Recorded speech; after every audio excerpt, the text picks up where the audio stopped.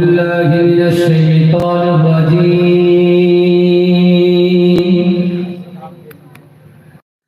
بسم الله الرحمن الرحيم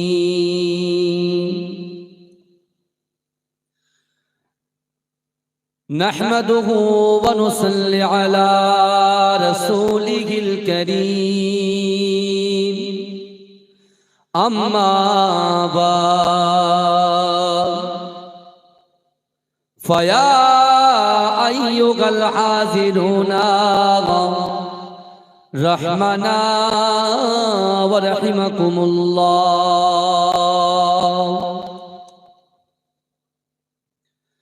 بسم الله الرحمن الرحيم يا أيها الذين آمنوا توبوا إلى الله توبة نصوحا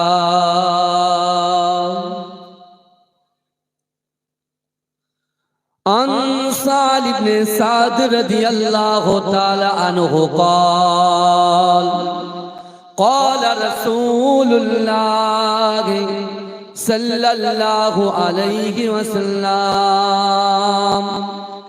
إن العبد لا يعمل عمل أهل النار وأنه من أهل الجنات وإنما العمل أهل الجنات وأنه من أهل النار إنما الأعمال بالخواتيم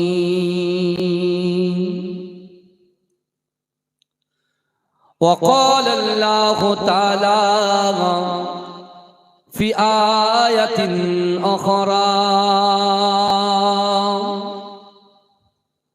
أحسب الناس أن يتركوا أن يقولوا آمنا وهم لا يفتنون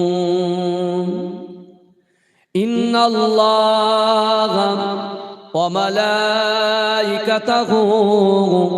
يصلون على النبي يا أيها الذين آمنوا صلوا عليه وسلموا تسليما اللهم صل على سيدنا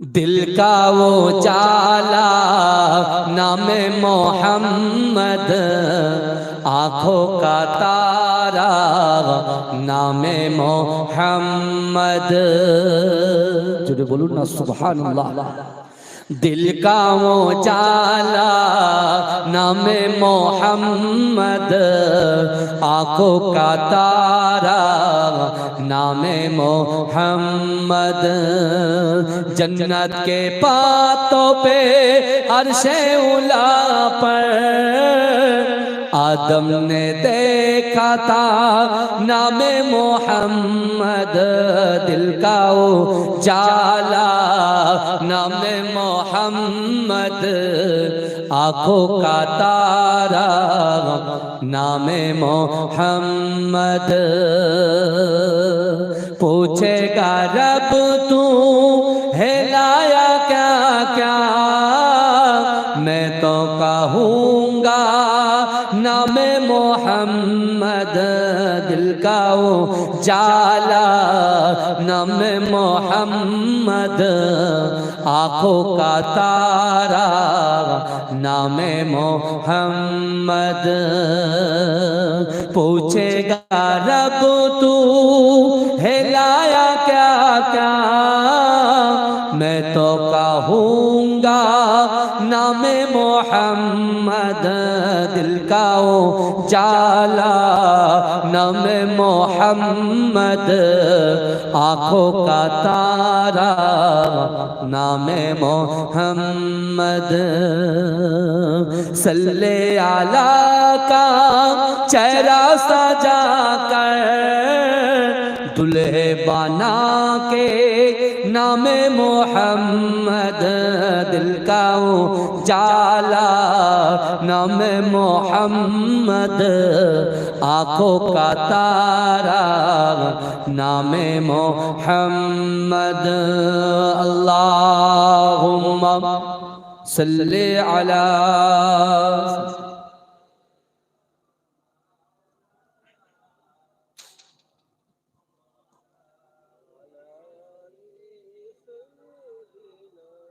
পুণ্যময়ী মায়ামিনার পুণ্যময়ী মায়ামিনার পুণ্য সন্তান দিতে মুক্তির সন্ধান নিয়ে এলো ভব মাঝে নিয়ে এলো ভব মাঝে শান্তির বিধান খোদার পবিত্র কোরআন সুবহান আল্লাহ আলহামদুলিল্লাহ আল্লাহু আকবার আল্লাহুম্মা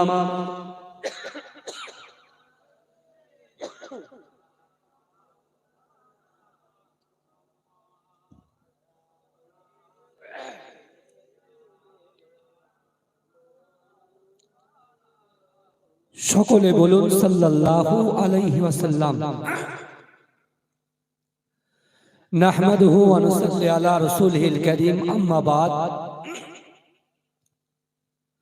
উপস্থিত আমার সম্মুখে বসে থাকা দিনদার ইমানদার আল্লাহওয়ালা নেককার আমার মুরব্বী বাপেরা, আমার প্রাণ প্রিয় যুবক ভাইরা, পদ্মার অঞ্চলে ধার্মিকা পদ্মা নসীনা আমার আম্মা জান ও বোনেরা, মহাসম্মানিত এই গ্রামের যোগ্য ইমাম সাহেব, মুয়াজ্জিন সাহেব, কমিটি সাহেবান গণেরা, আল্লাহ পাক রব্বুল আলামিনের দরবারে লাখো কোটি শুকরিয়া জ্ঞাপন করি যে আল্লাহ পাক রব্বুল আলামিন আজিকার দিনেতে আমাদের মতো গুনাহগার, খাতাকার, সিয়াকার, নাচিস বান্দা বান্দিগুলোকে কিছু সময় এই জান্নাতের বাগানে কোরআন, হাদিস, ইজমা, কিয়াস শ্রবণ করবার মতো তৌফিক ইনায়েত করে দিয়েছেন। সকলে উচ্চ আওয়াজে বলুন আলহামদুলিল্লাহ। একটু মহব্বতের সঙ্গে বলুন আলহামদুলিল্লাহ। তারপর পরে শান্তির দূত, সাম্যবাদের সদাচারী, ইমামুল আম্বিয়া, খাতামান নবিয়্যিন, হাবিবে লবিবে তবিব জনাবে মুহাম্মদুর রাসূলুল্লাহ, সকলে বলুন সাল্লাল্লাহু আলাইহি ওয়াসাল্লামের রওজা মুবারকে, মাজার মুবারকে কোটি কোটি দরুদ ও সালাম। সকলে বলুন সাল্লাল্লাহু আলাইহি ওয়াসাল্লাম। আমার মাইকালা ভাই, আপনি যেখানেই থাকেন একটু আমার সঙ্গে দেখা করেন। আজকে আমরা যারা এই জান্নাতের বাগানের ভিতরে উপস্থিত হয়েছি, যারা আমরা এখনো পর্যন্ত এই জান্নাতের বাগানে হাজির হতে পারলাম না, সকলকেই কিন্তু একটা জিনিস থেকে শিক্ষা নিতে হবে। আমি শুনেছি আজকে এই গ্রামে একজন মাইয়েত হয়ে গেছে, তার মাটি আপনারা অনেকেই দিয়েছেন বা শরীক হয়েছে। আল্লাহর কোরআন বলছে, বান্দা বিসমিল্লাহির রহমানির রহিম, ইজা জা আজালুহুম লা ইস্তাখিরুনা সাআতাও ওয়া লা ইস্তাকদিমুন। অর্থাৎ মৃত্যু যখন আসবে, এক সেকেন্ড লেট করা হবে না, এক সেকেন্ড দেরি করা হবে না। এখন কেউ যদি মনে করে যে হুজুর এখন আমার বয়স 25 বছর, এখন আমার বয়স 18 বছর, এখন আমার বয়স 30 বছর, মৃত্যু আমাদের ধারে পাশে এখন আসবে না, সেই 60 পার হবে তারপর চিন্তা করব। কিন্তু আমার ভাইরা, আল্লাহর কোরআন বলছে বান্দা ওয়াজাআত সাকরাতুল মাউত বিল হক, মৃত্যু যন্ত্রণা সত্য, মৃত্যু যন্ত্রণা সত্য, হক। নবী ঈসা আলাইহিস সালাতু ওয়াস সালাম তিনি মরা মানুষকে জিন্দা করতেন।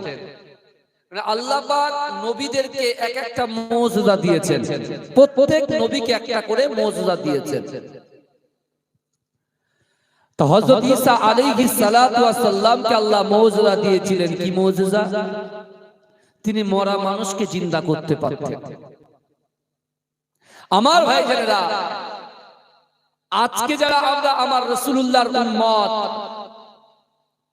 আখিরি নবী, হায়াতুন নবী, নূর নবী, ইমামুল আম্বিয়া, খাতামান নবিয়্যিন, হাবিবে লবিবে তবিব জনাবে মুহাম্মদুর রাসূলুল্লাহ, সকলে বলুন সাল্লাল্লাহু আলাইহি ওয়াসাল্লামের উম্মত আমরা। আমার রাসূলুল্লাহর শান, মান, ইজ্জতকে আল্লাহ সকল নবী পয়গম্বরের উপরে রেখেছে। জোরে বলুন। প্রত্যেক নবীদের যে মুজিজা ছিল, আমার রাসূলুল্লাহরও সেই মুজিজা ছিল। জোরে বলেন। কেউ বলতে পারত না, কারণ মনের এই ধারণা না আসে যে মুহাম্মদ সাল্লাল্লাহু আলাইহি ওয়াসাল্লাম থেকে আমার মুজিজা অনেক বেশি। এই শুনছেন তো? যেমন ঈসা আলাইহিস সালাতু ওয়াস সালাম মরা মানুষকে জিন্দা করতে পারতেন। হাদিসের মধ্যে পাওয়া যায় আমার বিশ্ব নবী মুফাক্কারে মওজুদা ইমামুল আম্বিয়া খাতামান নবিয়্যিন তিনিও মরা মানুষকে জিন্দা করে দিতেন। জোরে বলুন। আমাদের নবী দিতেন, এটা আমি পরে আসছি। কিন্তু আমরা যে যখন কেউ মাইয়িত হয়ে যায়, আমরা তার বাড়িতে পৌঁছে যাই, প্রথমে তার মুখ দর্শন করি, তারপরে নামাজের জন্য তৈরি হই, কেউ বা দরুদ পড়ি, কালেমা তাইয়্যিব পড়ি, কালেমায়ে শাহাদাত পড়ি। কিন্তু বাবাজি ভালো করে বুঝেন, একদিন কিন্তু মৃত্যুর চাক আমাদের কি হবে বলেন? চাকতেই হবে। আজকে এত সুন্দর একটা মাহফিল আপনারা কত সুন্দর তৈরি করেছেন। বসিরহাট এলাকায় তো আমি জলসায় আসি, এত সুন্দর মজলিসেই ফার্স্ট দেখলাম, সাজানো গোছানো।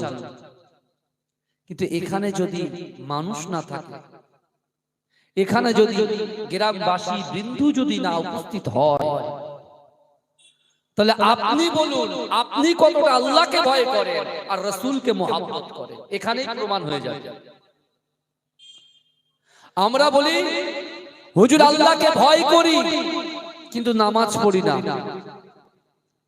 আল্লাহকে ভয় করি রোজা রাখি না, আল্লাহকে ভয় করি যাকাত দিই না, আল্লাহকে ভয় করি অর্থ আছে, সম্পদ আছে, ব্যাংক ব্যালেন্স আছে, কিন্তু হজ করি না। আল্লাহকে ভয় করি স্ত্রীর হক আদায় করি না, আল্লাহকে ভয় করি স্বামীর হক আদায় করি না, আল্লাহকে ভয় করি সন্তানের হক আদায় করি না, আল্লাহকে ভয় করি হুকুকুল্লাহ হুকুকুল ইবাদ, আল্লাহর হক আর বান্দার হক আদায় করি না। এই ভয়ের কোনো দাম আছে? কথা বলেন। আর আপনি যদি বলেন হুজুর আল্লাহকে ভয় করি, নামাজ আদায় করি, আল্লাহকে ভয় করি রমজান শরীফে রোজা রাখি, আল্লাহকে ভয় করি কোরআন তেলাওয়াত করি, আল্লাহকে ভয় করি আজানের ধ্বনি কানের কর্ণ গহরে আসার সাথে সাথে নিজের কাজ কারবার বাণিজ্য ছেড়ে দিয়ে আল্লাহর ঘরে গিয়ে হাজির দিই, আল্লাহকে ভয় করি কোরআন তেলাওয়াত করি, আল্লাহকে ভয় করি মানুষের পাশে থাকি, অসহায় দুর্গত এতিম বাচ্চাদের পাশে হাত বুলিয়ে দিই। জোরে বলুন। এটাই হবে অরিজিনাল ভালোবাসা। কথা টেনে নিচ্ছে আমার কথা, রিভাব দিতে আমার দিকে, ওই দিক দিয়ে একটা যদি মাইক দিতেন আমার কানে যেন আমার কথাগুলো আসে। হ্যাঁ ঠিক আছে, যাই হোক এটা হয়েছে দাও, তাহলে মুশকিল হয়ে যাচ্ছে, বুঝলে গলা টানছে আমার। একটু দরুদ শরীফ পড়েন বাবাজি। আল্লাহ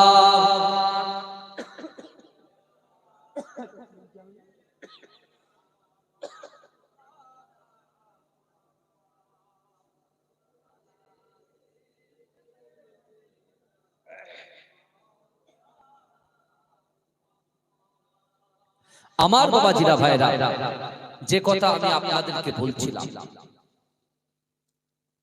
আল্লাহ পাক কোরআন পাকের মধ্যে পরিষ্কার ভাবে জানিয়ে দিলেন, বিসমিল্লাহির রহমানির রহিম, ফাআইনামা তুআল্লু ফাসাম্মা ওয়াজহুল্লাহ। আল্লাহ বলছে, বান্দা তোমরা যখন ডান দিকে তাকাও, ওই ডান দিকে আমি আল্লাহ আছি। তোমরা যখন বাঁ দিকে তাকাও, ও বাঁ দিকেও আমি আল্লাহ আছি। তোমরা যখন সামনে তাকাও, সামনেও আমি আল্লাহ আছি। তোমরা যখন পিছনে তাকাও, পিছনেও আমি আল্লাহ আছি। জোরে বলুন না সুবহানাল্লাহ। আল্লাহ আবার বললেন, বান্দা বিসমিল্লাহির রহমানির রহিম, ওয়া হুয়া মাআকুম আইনামা কুনতুম। আল্লাহ বলছে, বান্দা তোমরা যেখানে, আমি আল্লাহ সেখানে। জোরে বলে। তা আমার বাপজিগুলো যারা এখানে বসে গেছেন, আমাদের সাথে আমার আল্লাহ আছে। জোরে বলে। আর এখন যারা বলছে যে এই জলসায় গিয়ে লাভ কি হবে, ফায়দা কি হবে, আমি তাদেরকে বলি, বিশ্বাস করুন, সন্ধ্যা থেকে নিয়ে আমার জাহাঙ্গীর ভাই ওয়াজ করেছে, তারপরে আমি এসেছি, আমার পরে আরেকজন পীরজাদা আসবেন, হুজুর কিবলা আসবেন, তিনি আলোচনা করবেন। যে কটা কোরআনের আয়াত শুনবেন, আলিফ হরফুন, বা হরফুন, তা হরফুন, প্রত্যেকটা হরফে হরফে 10টা করে নেকি আল্লাহ পাক নগদে আমাদের আমলনামায় লিপিবদ্ধ করে দেবে। আর কি হবে? আর কি হবে বলেন? জাহাঙ্গীর ভাই দোয়া চেয়েছেন, দুটো বাচ্চা ছেলে ডুবে মারা গেছে। আজকে যে ব্যক্তিটা মারা গেছে, আমার বাপ চলে গেছে, আপনার বাপ চলে গেছে, দাদা দাদি চলে গেছে, যাদের কোলে করে আমরা ফজরের নামাজের পরে চা খেতে যেতাম, মনে পড়ে? দেখেন, আমার তো মনে পড়ছে, আমার দাদুর সঙ্গে আমি গিয়েছি, আমার নানুর সঙ্গে গিয়েছি।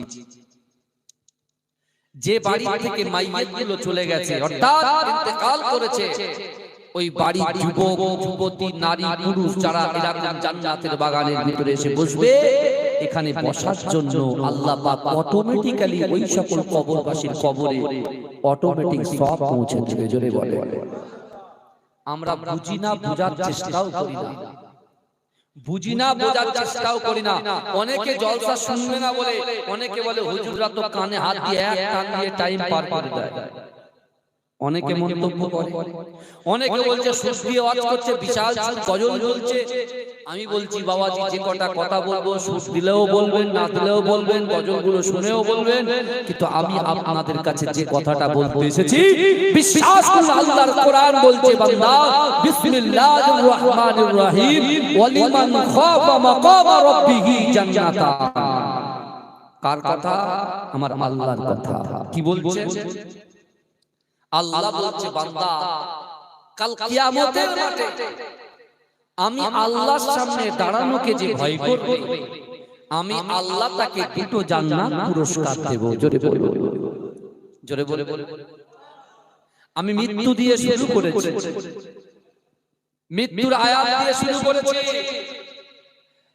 আমি যেটা বলতে চাইছিলাম এটাই থেকে রাখেন, কিন্তু আমি যে কথাটা বলতে চাইছিলাম, নবী ঈসা আলাইহিস সালাতু ওয়াস সালাম তিনি মরা মানুষকে জিন্দা করতেন। আর এই নবী ঈসা আলাইহিস সালাতু ওয়াস সালামকে একজন তার অনুসারী এসে বলতেন, শুনেন, আপনি তো টাটকা টাটকা মৃত ব্যক্তিকে জিন্দা করেন, আজকে আপনাকে এমন একজন লাশের কাছে, এমন একটা কবরের কাছে, কবরস্থানের কাছে নিয়ে যাব, বহুদিন আগেকার কবর, সেই কবর থেকে মানুষকে জিন্দা করে দেখাতে হবে। নবী ঈসা আলাইহিস সালাতু ওয়াস সালাম বলতে, চলো নিয়ে চলো। নবী ঈসা আলাইহিস সালাতু ওয়াস সালামের কথা শুনে সেই ব্যক্তিগুলো তাকে ইশারা করে করে নিয়ে যাচ্ছে। নবী ঈসা আলাইহিস সালাতু ওয়াস সালাম টিলার উপরে উঠে দাঁড়ালেন, দেখতে সেই জায়গায় কবর আছে। তিনি বললেন, কুম বিইজনিল্লাহ, আল্লাহর হুকুমে দাঁড়িয়ে যাও। কবর ফাটলো, দাঁড়িয়ে যাও।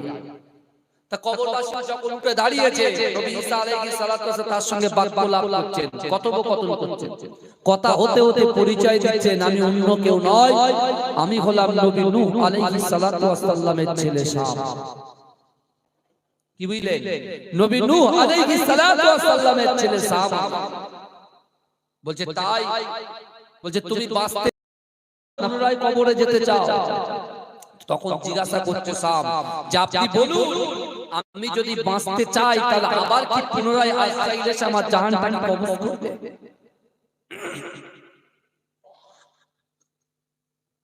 পুনরায় কি আজরাইল এসে আমার জাহান্নামটা কবজ করবে?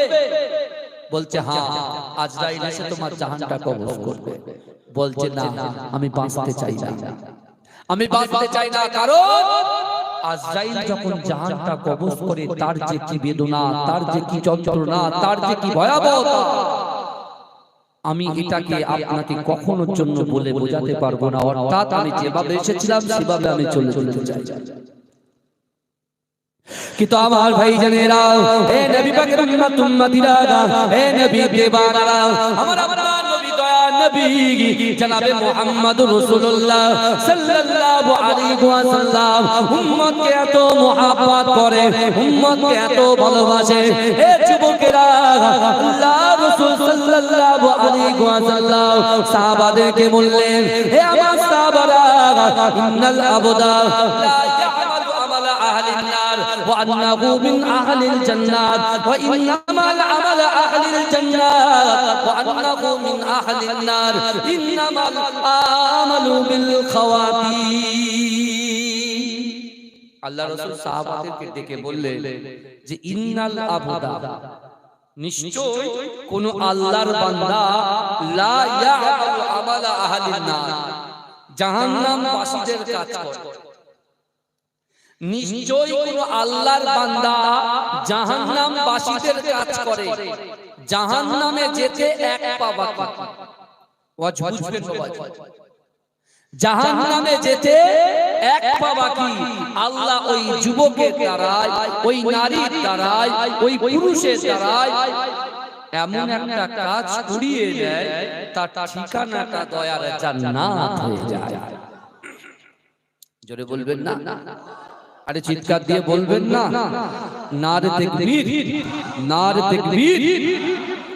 রাসূলুল্লাহ বলছে, আবার রাসূল বলছেন, ইন্নাল আবদা লা ইয়ামালু আমালা আহলিন নার ওয়া আন্নাহু মিন আহলিল জান্নাহ ওয়া ইন্নামাল আমালা আহলিল জান্নাত ওয়া আন্নাহু মিন আহলিন নার। রাসূল বলছে, আমার সাহাবারা, নিশ্চয়ই কোন আল্লাহর বান্দা জান্নাতবাসীদের কাজ করে, জান্নাতে যেতে এক পা বাকি, জান্নাতে যেতে এক পা বাকি। ওই ব্যক্তির দ্বারাই, ওই নারীর দ্বারাই, ওই পুরুষের দ্বারাই আমার আল্লাহ পাক এমন একটা কাজ করিয়ে দেয়, তার ঠিকানাটা জাহান্নাম হয়ে যায়। আমার তাহলে চিন্তা করে, বিশ্বনবী রাসূলুল্লাহর একজন সাহাবা দাঁড়ান, ইয়া রাসূলুল্লাহ, ইয়া হাবিবাল্লাহ, হুজুর, যার জান্নাতে যাওয়ার কথা সে যাচ্ছে জাহান্নামে, আর যার জাহান্নামে যাওয়ার কথা সে যাচ্ছে জান্নাতে। এই শুনছেন তো আমার কথা? বুঝতে পারছেন তো বাবাজি? দেখেন, আমার পরিচয় হয়তো আপনারা জানেন না। মুসাদ্দেদ জামান দাদা হুজুর পীর কেবলা 30,000 খলিফা ছিলেন। কয়া যায় 30,000। ওই 30,000 খলিফার ভিতরে তৃতীয় নম্বর খলিফা মাজিরাটি পীর সাহেব হুজুর কেবলার আব্বা জান, ফুরফুরা ফাতিহা টাইটেল মাদ্রাসা প্রথম সুপারিনটেন্ডেন্ট। একটানা 18 বছর তিনি সুপারিনটেন্ডেন্ট ছিলেন। সে আহমদ আলী হামিদ জালালি রাহমাতুল্লাহ আলাইহির আওলাদ আপনাদের কাছে এসেছে। বুঝতে পেরেছেন? অনেকে চিনতে পারে না, জিজ্ঞেস করে পীরজাদাটা আবার কি। যাই হোক, পরিচয় পরিচিতি পরে হবে, আগে কথাটা ভালো করে শুনেন বাবাজি। আসল মেন জিনিসটা আমি আপনাদের কাছে প্রথমে তুলে ধরতে। আল্লাহর রাসূল সাল্লাল্লাহু আলাইহি ওয়াসাল্লাম বললেন, নিশ্চয়ই কোন আল্লাহর বান্দা সে জাহান্নামবাসীদের কাজ করে। তাহলে যার জাহান্নামে যাওয়ার কথা সে যাচ্ছে জান্নাতে, আর যার জান্নাতে যাওয়ার কথা সে যাচ্ছে জাহান্নামে। রাসূলুল্লাহ সাহাবা জিজ্ঞাসা করলেন, ইয়া রাসূলুল্লাহ, এটা তো বুঝলাম না। আমার ভাইজানেরা, হে নবী পাকের উম্মতিরা, হে নবী দেওয়ানারা, বিশ্ব নবী রাসূলুল্লাহ সাল্লাল্লাহু আলাইহি ওয়াসাল্লাম ওই সময় সাহাবাদেরকে বলেছিলেন, হে আমার সাহাবারা, আমি রাসূলুল্লাহ তোমাদেরকে জানিয়ে দিয়ে গেলাম, ইন্নামাল আমালু বিল খাওয়াতিন, ইন্নামাল আমালু বিল খাওয়াতিন। হে আমার সাহাবারা, প্রত্যেকটা জিনিস নিয়তের উপরে নির্ভরশীল। কিসের উপরে নির্ভরশীল? নিয়তের উপরে নির্ভরশীল। জান্নাত জাহান্নাম যাওয়াটা নিয়তের উপরে নির্ভরশীল। আজকে যারা এই গ্রামবাসী পাড়াবাসী সম্মিলিতভাবে আমার যুবকেরা মিলে এত সুন্দর পিস অফ প্যারাডাইস এই জান্নাতের বাগানটাকে সাজিয়েছে, আপনি মুখে বলছেন আমি আল্লাহকে ভয় করি, আপনি মুখে বলছেন রাসূলকে মহব্বত করি, সত্যিকারের রাসূলুল্লাহর ভালোবাসা আল্লাহর ভয় যদি আমাদের কলিজার ভিতরে থাকে, আমরা বাড়িতে বসে থাকতে পারবো না। কারণ একদিন কিন্তু আল্লাহ পাক আমাদের কাছ থেকে প্রত্যেকটা জিনিসের হিসাব নেবে। কথা ঠিক না ভুল? হিসাব নেবে কি নেবে না? হ্যাঁ, আল্লাহ কোরআনে বলছেন, বান্দা বিসমিল্লাহির রহমানির রহিম, আহাসিবান নাস ওয়া ইতরাকু আইয়াকুলু আমান্না ওয়া হুম লা ইফতানুন।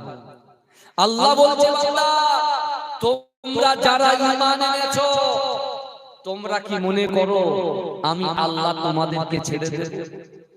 তুমি যা ইচ্ছা তাই করবে, মন গড়া ইচ্ছা হবে নামাজে আসবে, ইচ্ছা হবে নামাজ ছাড়বে, ইচ্ছা হবে বাপকে ভালোবাসবে, মাকে ভালোবাসবে, ইচ্ছা হবে পেছন থেকে লাথি মারবে, ইচ্ছা হবে স্ত্রী হক আদায় করবে, ইচ্ছা হবে স্ত্রী হক থেকে নষ্ট করবে। তোমরা যা ইচ্ছা তাই মনে করেছো। আহাসিবান নাস ওয়া ইতরাকু আইয়াকুলু আমান্না ওয়া হুম লা ইফতানুন। আল্লাহর কোরআন বলছে, আমরা এখানে যারা বসে আছি আমরা সবাই কিন্তু ঈমান এনেছি, কালেমা তাইয়্যিব পড়েছি। পড়েছি কি পড়েনি বাবাজি বলে? আল্লাহ বলছেন, তোমরা যারা ঈমান এনেছো, তোমরা কি মনে করো আমি আল্লাহ তোমাদেরকে ছেড়ে দেব? অহুম লা ইফতানুন, আমি আল্লাহ কি তোমাদের পরীক্ষা করব না? আমার ভাইজানেরা, হে নবী পাকের উম্মতিরা, হে নবী দেওয়ানারা, আমার আল্লাহ পাক রব্বুল আলামিন তার বান্দাকে পরীক্ষা করবে। হে যুবকেরা, আল্লাহ পাক অর্থ দিয়ে পরীক্ষা করবে, আল্লাহ ব্যবসায় ক্ষতি করিয়ে পরীক্ষা করবে, আল্লাহ ভয় দিয়ে পরীক্ষা করবে, আল্লাহ পাক যৌবন দিয়ে পরীক্ষা করবে, আল্লাহ পাক পিতা মাতা দিয়ে পরীক্ষা করবে। হে যুবকেরা, হে নবী পাকের উম্মতিরা, বিশ্ব নবী রাসূলুল্লাহ সাহাবাদেরকে বলেছিলেন, হে আমার সাহাবারা, না না না, আমি রাসূলুল্লাহ তোমাদেরকে জানিয়ে দিলাম, আমার আল্লাহ যখন বান্দার পরীক্ষা করবে, আর ওই পরীক্ষায় যদি আল্লাহর বান্দা উত্তীর্ণ হয়ে যায়, আমার উম্মত যদি উত্তীর্ণ হয়ে যায়, আমি রাসূলুল্লাহর ওসিলায় আল্লাহ পাক একটা জান্নাত সৃষ্টি করেছে। ওই একটা জান্নাতের ভিতরে সবচাইতে বড় জান্নাত জান্নাতুল ফিরদাউসটা আমার আল্লাহ পাক আমার ওই উম্মতের নসিবে লিখে দেবে। জোরে বলুন, আল্লাহ আমাদেরকে পরীক্ষা করবে। কি পরীক্ষা? ভয় দিয়ে পরীক্ষা করাবে আল্লাহ। এখন দেখতে পাচ্ছেন না, আমার আপনার বাপ দাদার 14 গোষ্ঠী যারা মাথার ঘাম পায়ে ফেলে তিল তিল করে গচ্ছিত সম্পদগুলো, অর্থ টাকাগুলো, কষ্ট টাকাগুলো তারা খানকা, ঈদগাহ, মাদ্রাসা এবং কবরস্থানের জমি, মসজিদের জমিগুলো দান করে দিয়ে গেছে, অক করে দিয়ে গেছে, লিল্লাহিয়াতের জন্য ফি সাবিলিল্লাহ করে গেছে। আর আজকে জালিম সরকার সে মুসলমানদের ওই সকল সম্পত্তিটাকে নিজের বাপের সম্পত্তি বানানোর জন্য একটা কালা কানুন নিয়ে এসেছে। এই শুনেছেন তো? কিন্তু ভাইজান এখন বলে, আমরা সবাই জানি,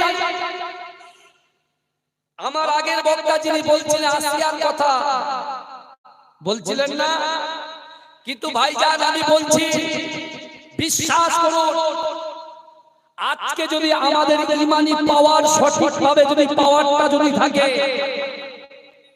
এবং আমাদের কলিজার ভিতরে আল্লাহর ভয় যদি থাকে, রাসূলুল্লাহর মুহাব্বত যদি থাকে, আর নামাজের পাটিটা যদি ঠিকঠাক আমরা মেইনটেইন করতে পারি, বিশ্বাস করে পৃথিবীর কোন শক্তি মুসলমানদের গায়ে এক চুল আঁচ লাগাতে পারবে না। জোরে বলে, এক চুল লাগাতে পারবে না।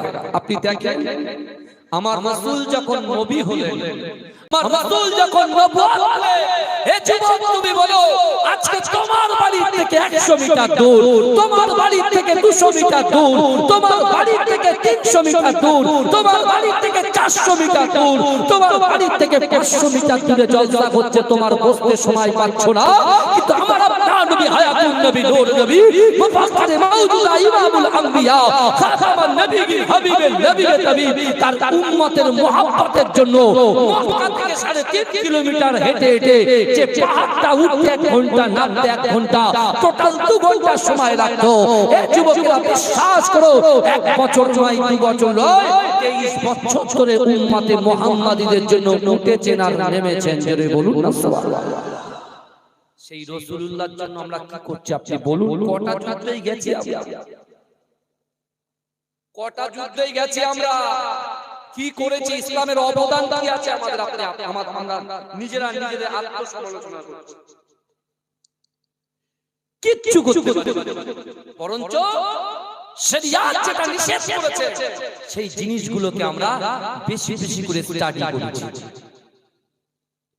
কিন্তু আমার ভাই জানেরা, হে নবী পাকের উম্মতিরা, হে নবী দেওয়ানারা, বিশ্ব নবী রাসূলুল্লাহ সাল্লাল্লাহু আলাইহি ওয়াসাল্লাম কাবা শরীফের পাশে আমার দয়াল নবী সর্বপ্রথম যখন কোরআন তেলাওয়াত করেছিল, হে যুবকেরা, আল্লাহর রাসূলের কোরআন শুনে মক্কার জমিনে এমন কোন যুবক বাকি ছিল না, এমন কোন নারী বাকি ছিল না, এমন কোন পুরুষ বাকি ছিল না। হে যুবকেরা, আমার রাসূলুল্লাহ কোরআন শুনে সকলে দলবদ্ধ ভাবে আমার রাসূলুল্লাহর পাশে বসে বসে বসে বসে কোরআন তেলাওয়াত শ্রবণ করেছিলেন। যদি বলবেন না, বুখারী শরীফের হাদিস, রাসূলুল্লাহ সাল্লাল্লাহু আলাইহি ওয়াসাল্লাম সর্বপ্রথম কোরআন নিয়ে এসেছেন, সেই কোরআন রাসূল পড়েছে, আবু জেহেল বসে বসে শুনছে। যদি বলবেন, আবু লাহাব বসে বসে শুনছে, ওদের ধ্যানটা পুরো কোরআনের দিকে আল্লাহ করে দিয়েছে, পুরো কোরআনের দিকে। রাসূলুল্লাহ সাল্লাল্লাহু আলাইহি ওয়াসাল্লাম কোরআন তেলাওয়াত করেছে, একটা টাইমে হঠাৎ একটা ঝটকা এসেছে, আবু জেহেল চিন্তা করছে কি ব্যাপার, এটা কি রকম হলো? আব্দুল্লাহর বেটা মুহাম্মদ মুস্তাফা সাল্লাল্লাহু আলাইহি ওয়াসাল্লাম যে কোরআন তেলাওয়াত করছে, এই কোরআন তো আমি আবু জেহেল কে কোরআনের প্রেমে পড়ে গেছে।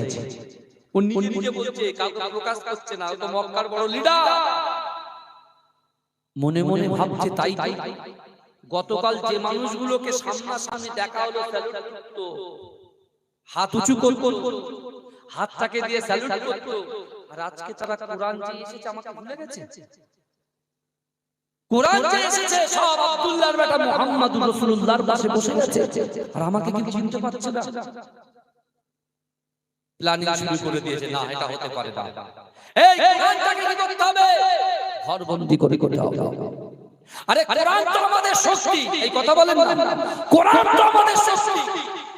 কোরআনে আল্লাহ বলেছে, বান্দা মান কানা লিল্লাহি কানা আল্লাহু লাহু, যে ব্যক্তি আমার হয়ে যায় আমি আল্লাহ তার হয়ে যাই। যদি বলবেন না, যে ব্যক্তি আমার হয়ে যায় আমি আল্লাহ তার হয়ে যাই। সারা বিশ্বের ব্যক্তি, সারা বিশ্বের মানুষগুলো তার বিরোধিতা করলেও আমি আল্লাহ তার পাশে দাঁড়িয়ে যাই। জোরে বল। আর আমার আল্লাহ আমাদের জন্যই যথেষ্ট, কারণ লাগবে না, কোন নেতা, কোন মন্ত্রী, কোন মিনিস্টার, কাউকে চাই না। আল্লাহ যদি পাশে থাকে আর কারণ লাগবে বলে বলে হয়। পুরো কুল কায়নাতটাকে আমার আল্লাহ কোন ফায়াকুনের মাধ্যমে সৃষ্টি করেছেন।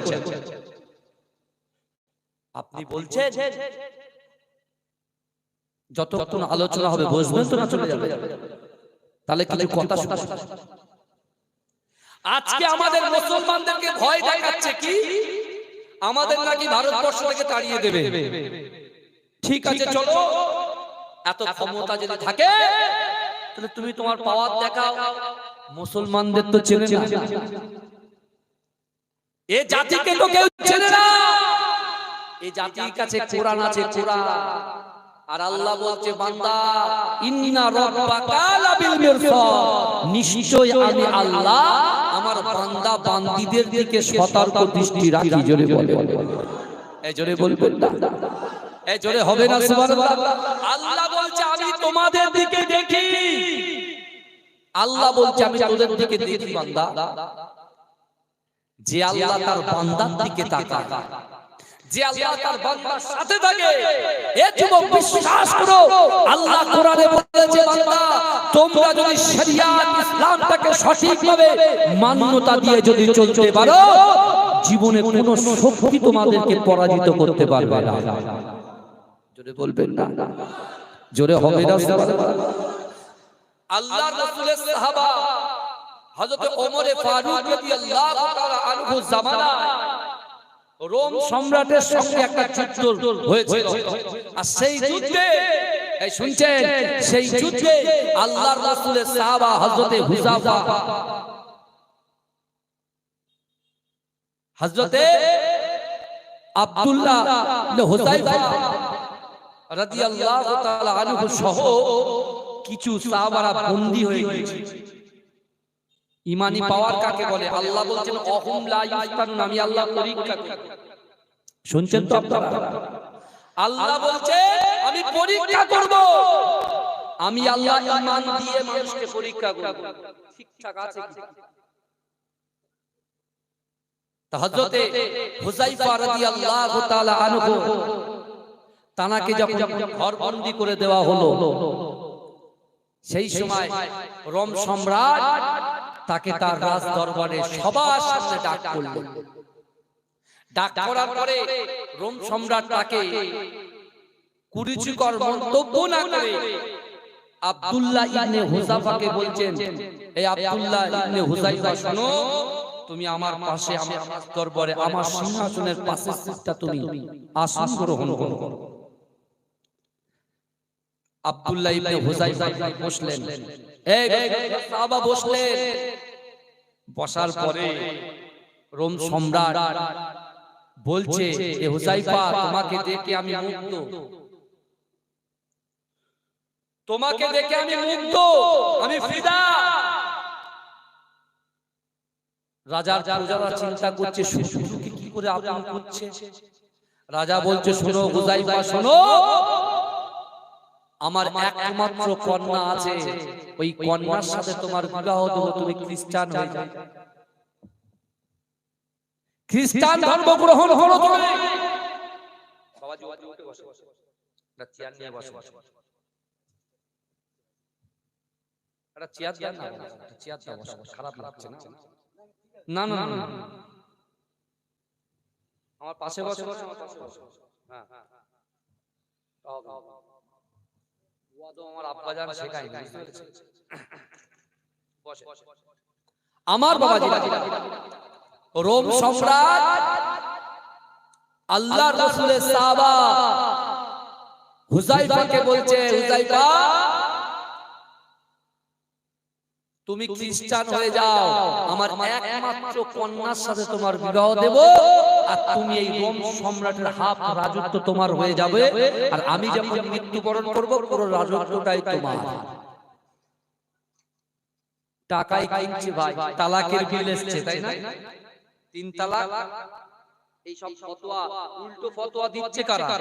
এই আমাদের মতো মুসলমানরা দিচ্ছে। ওরা জানবে কি করে? 14 গোষ্ঠী জানবে না, হ্যাঁ শরিয়াতের ভিতরে কি আছে না আছে, কাটতেই কাটে, জানেন? কথা ঠিক বলছি না ভুল বলছি বলেন? আপনি দেখুন হযরতে হুযাইফার ঈমানের মজবুতি তাকাত কত ছিল। তখন বলছে তোমার এই সম্পত্তিকে আমি লাথি মারি, আমি হচ্ছে রাসূলুল্লাহর গোলাম। জোরে বলুন না, এই জোরে বলবেন না। যেই বলেছে এত লোকের সামনে প্রেস্টিজ ডাউন যখন হয়ে গেছে, রোম সম্রাট বলছে তার মন্ত্রীকে ডেকে বলছে যাও একে বন্দী করে দাও। ঘরে বন্দি করে দাও। এ যুবকেরা, আল্লাহ কষ্ট দিয়ে পরীক্ষা করবে, তোমার বাড়িতে দৈনন্দিন রুজি না দিও, আল্লাহ পরীক্ষা করবে যে বান্দাকে আমি রুজি দেই যে কতটা আমার উপরে সন্তুষ্ট। আবার অনেকের বাড়ি আলিয়া রুজি পাঠিয়ে দেবে, দৈনন্দিন নানান রকম শাক সবজি থেকে শুরু করে মাটন চিকেন বার্গার থেকে শুরু করে আল্লাহ দৈনন্দিন রুজি দেবে। আল্লাহ পরীক্ষা করবে আমার বান্দা আমার রুজিকে কতটা আমার ইবাদত বান্দিগি করেছে, কতটা আমাকে ভয় করেছে, কতটা আমার হাবিবকে মহব্বত করেছে। বুঝে যাচ্ছে আমার কথা? আমার ভাই জানেরা, হে নবী পাকের উম্মত উম্মতিরা, হে নবী দেবানা, আব্দুল্লাহ ইবনে হুযাইফা রাদিয়াল্লাহু তাআলা আনহুকে ঘর বন্দী করে দিয়েছে। ওই সময় রোমের বাদশা এমন করে তার মন্ত্রীকে ডেকে বলে, না না না, হুযাইফাকে কিছু খেতে দেওয়া যাবে না, না না না, ওকে ঘর বন্দী করে দাও। আমি দেখতে চাই সে আল্লাহকে কতটা ভয় করে, আমি দেখতে চাই সে রাসূলকে কতটা মহব্বত করে, আমি দেখতে চাই তার শরীরের ভিতরে ঈমানের তাকাত কতটা আছে। হে যুবকেরা, হে নবী পাকের উম্মত উম্মতিরা, আল্লাহর রাসূলের মহব্বতের সাহাবা হযরত হুযাইফা রাদিয়াল্লাহু তাআলা আনহু ঘরের ভিতরে বন্দী হয়ে আছে, জেলের ভিতরে বন্দী হয়ে আছে। আর মাঝে মাঝে বাদশা জিজ্ঞাসা করে তার মন্ত্রীকে, বলো বলো বলো রাসূলুল্লাহ সাহাবা হুযাইফা কেমন আছে? হে যুবকেরা, হে নবী পাকের উম্মত উম্মতিরা, আল্লাহর রাসূল সাল্লাল্লাহু আলাইহি ওয়াসাল্লাম কোন সাহাবাদেরকে লড়াই করার জন্য বলেন নাই, কিন্তু যুবকেরা যখন ইসলামের জন্য, কোরআনের জন্য, উম্মত উম্মতিদের কাছে কোরআন বন্টন করার জন্য যখন কোন সময় এসেছে, আল্লাহর রাসূলের সাহাবারা আল্লাহর রাসূলের ডাকে সাড়া দিয়েছিলেন। বলে এই চিৎকার দিয়ে বলে, বিশ্ব নবী রাসূলুল্লাহ সাহাবা হুযাইফা রাদিয়াল্লাহু তাআলা আনহুকে জেলবন্দি করে দিয়েছে, কিন্তু তিনি রিল্যাক্সে আছেন, কারণ তার কলিজার ভিতরে আল্লাহর ভয় আছে, রাসূলুল্লাহর মহব্বত আছে। নামাজের পাটিতে নিজের অন্তরের কথা, মনের কথা, আবেগের কথা, দুঃখের কথা, কষ্টের কথা আল্লাহর সঙ্গে শেয়ার করেছে। আল্লাহ তার পাশে দাঁড়িয়ে আছে। জোরে বলবেন না? আমার আপনার নবী, দয়ার নবী জনাবে মুহাম্মদুর রাসূলুল্লাহ সাল্লাল্লাহু আলাইহি ওয়াসাল্লাম এই কাবা শরীফের পাশে আবু বকর সিদ্দিক রাদিয়াল্লাহু তাআলা আনহু, হযরত ওমর ফারুক রাদিয়াল্লাহু তাআলা আনহু, হযরত আল্লাহর রাসূলের পালক পুত্র হযরত যায়েদ রাদিয়াল্লাহু তাআলা আনহুর সামনে আল্লাহর রাসূল বলেছিলেন, আমার সাহাবারা, যার ভিতরে তিনটে জিনিস থাকবে আমি রাসূলুল্লাহ কোরআন থেকে দলিল দিয়ে যাব, কোরআন থেকে প্রমাণ করিয়ে দেব। না না না, আমি রাসূলুল্লাহ জবান থেকে যে কথা বলি আসমানের উপরে আমার আল্লাহ পাক আমার কথাটাকে কবুল করে না। আল্লাহ রাসূল বলছেন, সাহাবা বুঝাচ্ছেন, এমনি এমনি হিম্মত আসেনি, কিন্তু এমনি শক্তি আসেনি হুযাইফার ভিতরে, কারণ রাসূল বলেছে, সাহাবারা আমি যে কথাগুলো তোমাদেরকে বলবো আমার আনেওয়ালা উম্মত উম্মতিকে তোমরা সেটা জানিয়ে দেবে। তো রাসূল আবু বকর সিদ্দিক রাদিয়াল্লাহু তাআলা আনহু সর্বপ্রথম মুরব্বিদের ভিতরে মক্কার জমিনে রাসূলুল্লাহ প্রথম নবী হয়ে আল্লাহর রাসূল সাল্লাল্লাহু আলাইহি ওয়াসাল্লাম নবুয়ত পাওয়ার পরে সর্বপ্রথম রাসূলুল্লাহর হাতে হাত দিয়ে মুরব্বিদের মধ্যে প্রথম ঈমান এনেছিলেন হযরত আবু বকর সিদ্দিক রাদিয়াল্লাহু তাআলা আনহু। জোরে বলে, যুবকদের ভিতরে ঈমান এনেছিলেন হযরত আলী রাদিয়াল্লাহু তাআলা আনহু। জোরে বলুন সুবহানাল্লাহ। আর শ্রমিক শ্রেণীর মানুষদের ভিতরে সর্বপ্রথম ঈমান এনেছিলেন হযরত যায়েদ রাদিয়াল্লাহু তাআলা আনহু। জোরে বলে, নারীদের ভিতরে সর্বপ্রথম যিনি রাসূলুল্লাহর হাতে হাত দিয়ে কলেমা পড়েছিলেন আমাদের আম্মা জান খাদিজাতুল কুবরা রাদিয়াল্লাহু তাআলা আনহা। জোরে বলে, ভালো করে বলছেন। সেই সময় রাসূল বলছেন যে তিনটি আমল যার ভিতরে থাকবে, আমি রাসূল বলছি তাদের জিন্দেগি জীবনে যেটা অসম্ভব, বান্দা বান্দি উম্মত উম্মতি যত আছে যাদের ভিতরে তিনটি আমল থাকবে, এই তিনটি আমল যারা করবে যেটা তাদের জন্য অসম্ভব, সেই অসম্ভব জিনিসকে আমি আল্লাহ সম্ভব করে দেব। জোরে বলে, জোরে বলবেন না ভাই?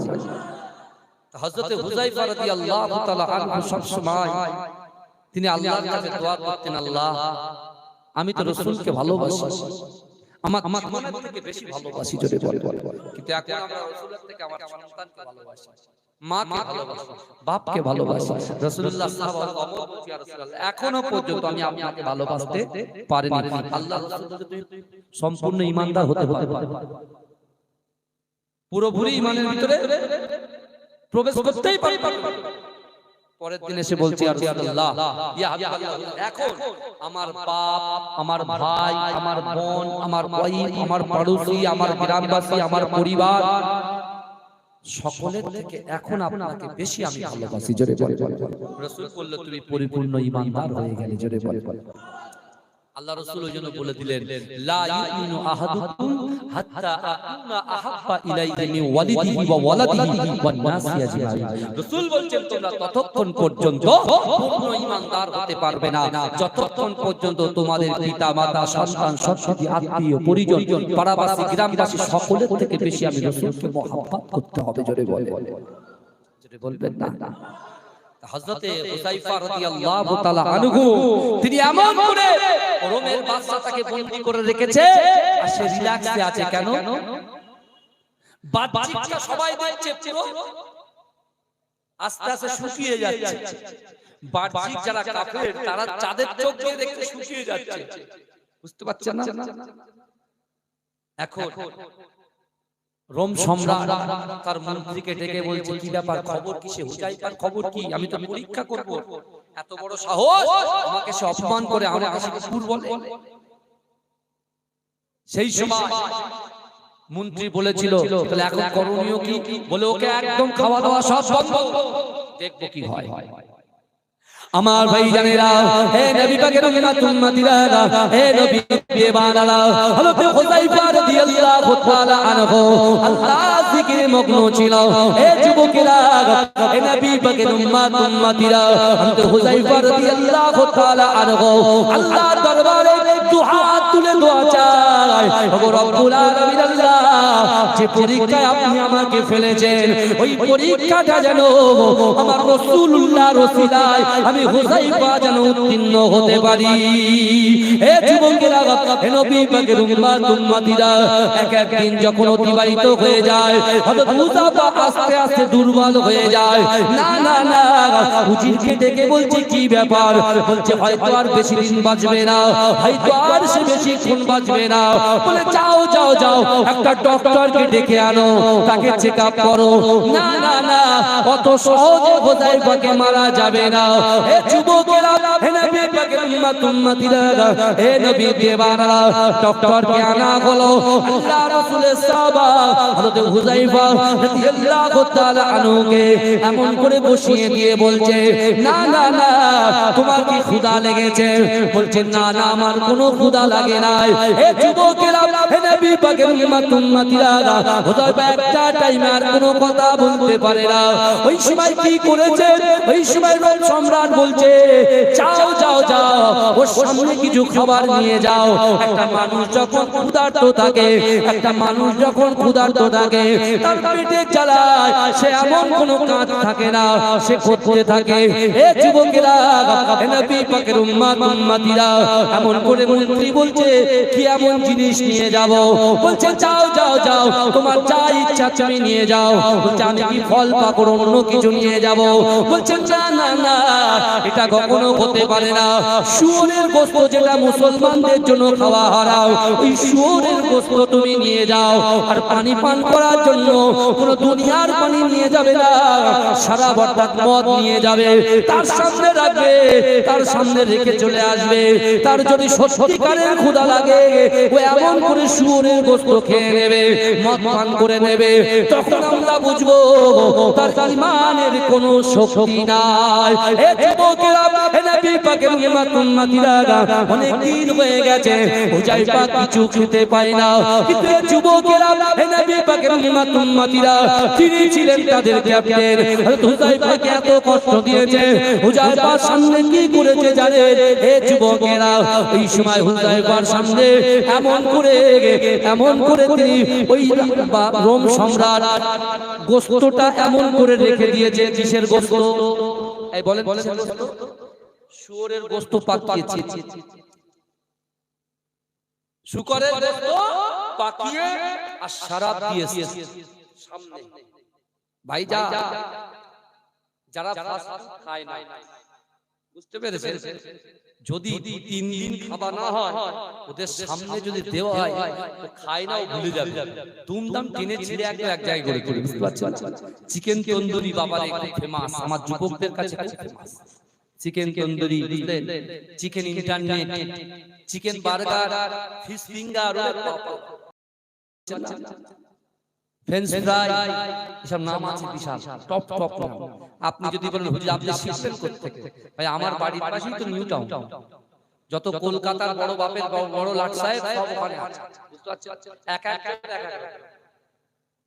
একজন এক এক রকম আপনি আলহামদুলিল্লাহ ভালো জায়গায় আছে বুঝতে পেরেছেন তা মুজাদ্দেদ জামান দাদা হুজুর পীর কেবলা রাহমাতুল্লাহ আলাইহি এক একটা খলিফাকে এক এক জায়গায় শিফট করেছে কেন শিফট করেছে জানে এখানে বাদ পানি বেশি হবে ওইজন্য সেখানে একটা একটা করে হস্তিকে দিয়ে দিয়েছে তাদের থেকে অন্তত সম্মান বুঝতে পেরেছেন বসিরহাট আল্লামা রুহুল আমিন সাহেব রাহমাতুল্লাহ আলাইহি আর আমার পর্দাদাজি আহমদ আলী হামিদ জালি রাহমাতুল্লাহ আলাইহি দুজন মুজাদ্দেদ জামানের ডানা ছিল জোরে বলুন জোরে বলবেন ডানা ছিল বিশ্বাস করুন আর আল্লামা হুজুর শুধু কিতাব লিখতে ভালোবাসতেন কিতাব লিখতে ভালোবাসতেন কি বলছেন আপনি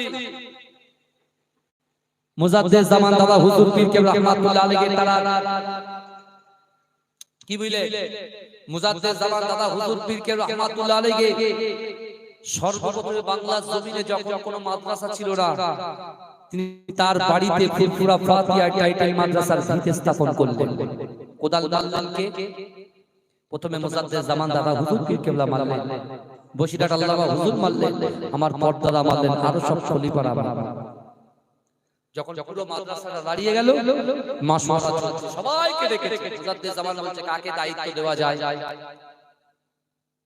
সবাই মিলে একতা এক বাক্যে মুজাদ্দেদ জামান দাদা হুজুর পীর কেবলাকে বলেছেন হুজুর আপনি যেটা বলবেন যাকে দায়িত্ব দেবেন সেটা আমরা অ্যাকসেপ্ট করব গ্রহণ করব তা মুজাদ্দেদ জামান দাদা হুজুর পীর কেবলা বলেছেন যাও আমি আমার এই মাদ্রাসার দায়িত্ব আমার জালালির হাতে তুলে দিলাম জোরে বলে আহমদ আলীর হাতে তুলে দিলাম আমার পর্দা নিয়েছি দেখেন আপনারা কিন্তু আমাদেরকে অনেক চেনেন না কারণ এদিকে একটা বিশাল বড় গ্যাপ আছে আমাদের ফ্যামিলিতে অনেক গ্যাপ আছে বুঝতে পেরেছেন আমাদের ফ্যামিলিতে প্রচুর গ্যাপ আছে বলে আজকে অনেক জিনিস আপনারা জানেন না কিন্তু আপনারা কিন্তু আমাদের অন্তরের মানুষ মনের মানুষ আপনাদের বাপ দাদা আছে তারা কিন্তু আমার জালালি হুজুরকেও চিনতেন না আমার দাদা ভাই 2010 সালে ইন্তেকাল করেছেন মাজিরাটি পীর সাহেব বুঝতে পেরেছেন যিনি 2010 সালে ইন্তেকাল করেছিলেন ওনার জানাজা নামাজে 30 লাখ মানুষ একসঙ্গে নামাজ পড়েছিল জোরে বলে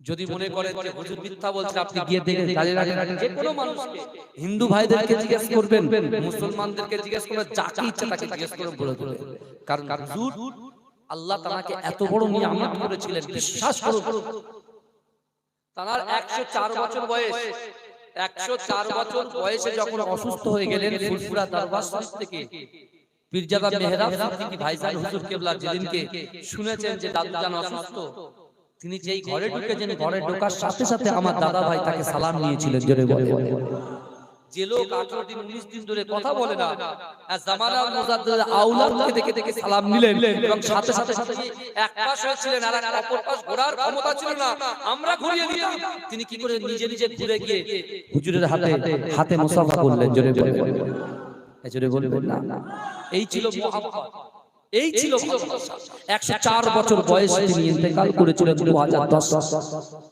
এখানে অনেক বড় বড় ওলামারা আছেন তাদেরকে জিজ্ঞাসা করবেন আপনারা তো বসিরহাটে আলহামদুলিল্লাহ অনেক যোগ্য ওলামারা আছেন জিজ্ঞাসা কিন্তু আমার ভাই জানেরা, হে নবী পাকের উম্মতিরা, হে নবী দেবারা, ওই সময় গদ্দার সাহেব আব্দুল্লাহ ইবনে হুযায়ফা, ওই হুযায়ফাকে সামনে এমন করে যে গোশত দিয়েছিল আর শরাব দিয়েছিল, বলছে যা যা যা, হুযায়ফা মৃত্যু মৌত হতে রাজি আছে, হুযায়ফা মৃত্যু বরণ করতে রাজি আছে, কিন্তু এই গোশত আর শরাব পশ্চিমকালে তোমরা আমাকে খাওয়াতে পারবে না। আমি মৌত হয়ে যাবে, কিন্তু আমি আল্লাহকে ভয় করি, রাসূলকে মহব্বত করি। মদ আমাদের জন্য হারাম, আর শুয়োরের গোশত, শুকরের গোশত আমাদের জন্য হারাম। খাওয়াতে পারলাম, খাচ্ছি, খাওয়াতে পারলাম, শুনতে পাচ্ছেন, খাওয়াতে পারলাম। আল্লাহ বলছেন অহুম লা ইউস্তান, আমি আল্লাহ পরীক্ষা করব, আস্তে আস্তে সেই মঞ্জিলে পৌঁছচ্ছে কি পৌঁছচ্ছে না। ইন্নামাল আমালু বিল খাওয়াতিন, প্রত্যেকটা জিনিস নিয়তের উপরে নির্ভরশীল। হযরত হুযায়ফা রাদিয়াল্লাহু তাআলা আনহু তিনি এমন করে আল্লাহর কাছে দোয়া চাইছেন, আল্লাহ আমাকে জানো পথ ভ্রষ্ট আপনি করে না দেন, আপনি যেন আমাকে ইহদিনাস সিরাতাল মুস্তাকিমের রাস্তায় ইস্তেকামাত হওয়ার তৌফিক দেন। জোরে বলবেন না? কিন্তু আমার ভাইরা, এখন ডাক্তার সাহেব রোম সম্রাটের কাছে এসে বলছে এতেও কাজ হয়, কি হবে? বলছে শোনো, এক কাজ করো, আগামী কাল সকালবেলা একটা ডেক্সে বিশাল পানি গরম করো, কড়াই তেল গরম করো, আর লাকাব থেকে যাদেরকে রেখেছি জেলের ভিতরে একজনকে এনে উত্তপ্ত তেলের ভিতরে ফেলে দাও। আব্দুল্লাহ ইবনে হুযায়ফা তাকে সামনে বসিয়ে রাখো, ওকে ভয় দেখাও। আল্লাহ বলেছেন ভয় দিয়ে আমি পরীক্ষা করব। এখন বর্তমান সরকার মুসলমানদেরকে ভয় দেখাচ্ছে, কেন্দ্রীয় সরকার। হ্যাঁ, ও জানে না কোথায় চলে গেল কারুন, কোথায় চলে গেল সাদ্দাত, কোথায় চলে গেল ফিরাউন, কোথায় চলে গেল আপনার বড় বড় বড় বড় যারা রাসূল পয়গম্বরদের বিরোধিতা করেছে, আবু জেহেল, আবু লাহাব। এই যুবকরা বিশ্বাস করো, আজকে যদি আমরা সঠিকভাবে আল্লাহকে যদি ভয় করতে পারি, রাসূলকে যদি মহব্বত করতে পারি, আর নামাজের পাটিটা যদি ধরতে পারি, বিশ্বাস করুন পৃথিবীতে যত শক্তি মুসলমানদের বিরুদ্ধে যাক না কেন, মুসলমানদের এক চুল পরিমাণ ক্ষতি করতে পারবে না। জোরে বলেন, জোরে বলেন। যদি ক্ষতি করেও দেয়, আল্লাহ তাকে পুনরায় ব্যাক করে দেবে। জোরে বলেন। আল্লাহর রাসূল যখন কাবা শরীফের পাশে কোরআন তেলাওয়াত করছিলেন, ভালো করে বুঝবেন, আবু জেহেলের বাড়ির একজন কাজের মহিলা, যার নাম হচ্ছে জিন্নিরা। কি নাম বললাম? যার নাম হচ্ছে জিন্নিরা। সে কিন্তু ইহুদি, মুসলমান নয়। সবাই যখন রাসূলুল্লাহর কোরআন পড়তে শুনেছে, রাসূল যখন কোরআন পড়ছে, সবাই শুনতে ছুটেছে। এই জিন্নিটা মনে মনে ভাবছে, তা আমি একটু শুনি। কিন্তু আবু জেহেল তাকে জোর জবরদস্তি ঘর থেকে বার হতে দেয়। এই শুনছে, ধমকায়, চমকায়, বলে শোন, আব্দুল্লাহর বেটা মুহাম্মদ মুস্তাফার কোরআন যে শুনতে যাবে, তার একদিন কি আমার একদিন, অর্থাৎ কেউ যেন ঘরের বাইরে না যায়, ঘরের জানালাও খোলা রাখবে না, বন্ধ করে। ভালো করে শুনে কি অত্যাচার তাদের করেছে।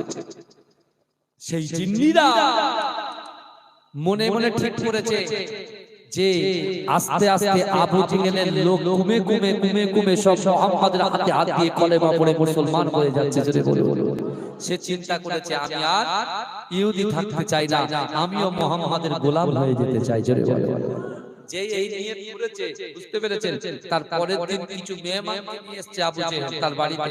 জিন্নিরা বলছে শোনো, আজ থেকে তুমি আমাকে টাচ করবে না, আজ থেকে তুমি আমার সঙ্গে বাজে ব্যবহার করবে না, কারণ আমি মন থেকে মুহাম্মদ মুস্তাফাকে মেনে নিয়েছি। জোরে বলে। যেই বলেছে আবু জেহেলের মাথা খারাপ হয়ে গেছে। এত বড় সাহস, তোকে ছোট থেকে খাইয়ে বড় করেছি, আর আজকে তুই আমাকে আমার উপরে তুই এরকম ভাবে আঙুল তুলে এত বড় কথা বলো। একটা লোহার জিনিস নিয়ে এত জোরে জিন্নিরার মাথার উপরে মেরেছে, জিন্নিরার চোখ দুটো বার হয়ে গেছে, জিন্নিরা অন্ধ হয়ে গেছে। আমার পদ্মালাজি হালকা জিকির কিতাবের মধ্যে লিখছেন, যে হইবেন আল্লাহ, যে হইবেন আল্লাহ, আল্লাহ হইবেন তার, বলেন রাসূলে খোদা মারহাবা মারহাবা। জোরে বলুন না সুবহানাল্লাহ, জোরে বলবেন না। কথা বোঝা যাচ্ছে কিছু?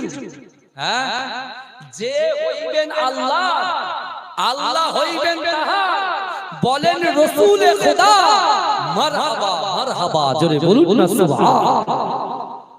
জিন্নিরা আল্লাহ হয়ে গেছে, জিন্নিরা রাসূলুল্লাহর মহব্বতে ফিদা হয়ে গেছে, ফানা হয়ে গেছে।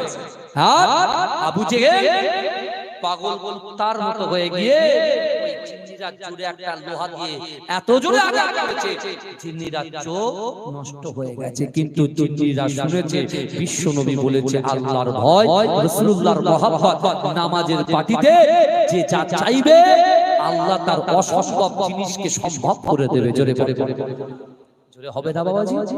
আমার ভাই জানেরা, হে নবী পাকের উম্মতিরা, হে নবী দিবানারা, আবু জেহেল জিন্নিরাকে যখন আঘাত করলো, আঘাত করার সাথে সাথে হে যুবকেরা, জিন্নিরা চোখ দুটো নষ্ট হয়ে গেল। জিন্নিরা ঘরের দরজার ভিতরে প্রবেশ করে আল্লাহকে বলে, আল্লাহ পাক, আপনার দয়ার নবী সোনার নবীকে আমি কি চামড়া চোখে আর দেখতে পাবো না? না না না, আল্লাহর রাসূলের উপরে আপনি যে কোরআন নাযিল করেছেন, ওই কোরআনটাকে এই চোখ দিয়ে দেখে দেখে কি আমি তেলাওয়াত করতে পারবো না? এ যুবকেরা, হে নবী পাকের উম্মতিরা, আবু জেহেল মনে মনে চিন্তা করে, না না না, জিন্নিরাকে আমি আঘাত করেছি, আর এই জিন্নিরাকে যদি ঘর থেকে আমি বার করে দিই, মক্কার মানুষরা আমাকে লাঞ্ছিত করবে, মক্কার মানুষেরা ধিক্কার জানাবে। না না না, জিন্নিরাকে বাইরে বার হতে দেওয়া যাবে না। এ যুবকেরা, হে নবী পাকের উম্মতিরা, ওই জিন্নিরাকে ঘরবন্দি করে দিয়েছে যাতে করে বাইরে না বেরোতে পারে। এ যুবকেরা, তালা লাগিয়ে দিয়েছে, চাবিটাকে এমন একটা জায়গায় ফেলে দিয়েছে। কিন্তু না না না, আমার আল্লাহ বলে, বান্দা, ইন্নাল্লাহা আলিমুল খবীর, সব খবর আমি রাখি। এ যুবকেরা, একটু ভালো করে বোঝার চেষ্টা করেন। ওই জিন্নিরা ঘরের ভিতরে নামাজের মাসাল্লায় বসে গিয়ে আল্লাহর কাছে কাঁদতে শুরু করলেন, ওগো রব্বুল আলামিন আল্লাহ, না না না, আপনি কুন ফায়াকুনের মাধ্যমে আল্লাহ এই পৃথিবীটা আপনি সৃষ্টি করেছেন। ওগো রব্বুল আলামিন আল্লাহ, আমি জিন্নিরা আল্লাহর রাসূলকে মুহাব্বত করি, আমি জিন্নিরা আল্লাহর রাসূলকে ভালোবাসি, আমি জিন্নিরা আল্লাহর রাসূলকে মুহাব্বত করি। না না না, আমার চোখ তো অন্ধ হয়ে গেছে, আমি যন্ত্রণা সহ্য করতে পারি না। কিন্তু না না না, ওগো রব্বুল আলামিন, আমি জিন্নিরা আপনার রাসূলের ওসিলা নিয়ে দোয়া চাই। না না না, আপনি আমার চোখটা যেমন ছিল পুনরায় আমার চোখটা তেমন ফিরিয়ে দেন। হে যুবকেরা, এই দোয়া করার সাথে সাথে আল্লাহ পাক রব্বুল আলামিন ওই জিন্নিরার চোখটা পুনরায় যেমন ছিল আল্লাহ পাক তেমনই পরিণত করে দিল। জোরে বলবেন না? জিন্নিরা বলছে, আল্লাহ আমার তো চোখ অন্ধ করেছে আবু জেহেল, কিন্তু আল্লাহ আমি তো আপনাকে আল্লাহ বলে স্বীকার করে নিয়েছি। আমি জিন্নিরা জীবনের থেকে রাসূলকে মহব্বত করে নিয়েছি, নামাজের পাটিটা তো আমি আসন গ্রহণ করেছি। আল্লাহ, আমি আবু জেহেলকে দেখাতে চাই যে মুহাম্মাদের আল্লাহর কতটা পাওয়ার। জোরে বলে আল্লাহ পাক রব্বুল আলামিন জিন্নিরা দোয়াটাকে অ্যাকসেপ্ট করলেন, গ্রহণ করলেন। আল্লাহ তার চোখটাকে ভালো করে দিলেন। জিন্নিরা বিসমিল্লাহ বলে দরজায় হাত দিল, আল্লাহ জল্লার দরজাটা এমনি এমনি খুলে দিল। জোরে বলে চিন্তা কর, মাশাআল্লাহ, নারে তাকবীর, নারে তাকবীর। ভাইজান হুজুর কিবলা, ছোট ভাইজান হুজুর কিবলা, নারে তাকবীর। মাসলাকে মুজাদ্দিদ জামান, মাসলাকে মুজাদ্দিদ জামান, মাসলাকে মুজাদ্দিদ জামান, মুজাদ্দিদ জামানের হক সিলসিলা, নারে তাকবীর, নারে তাকবীর। মাসলাকে মুজাদ্দিদ জামান, আমাদের প্রিয় ভাইজান হুজুর কিবলা, আমাদের প্রিয় ভাইজান হুজুর কিবলা, নারে তাকবীর, নারে তাকবীর। দরুদ শরীফ, আল্লাহুম্মা সাল্লি আলা।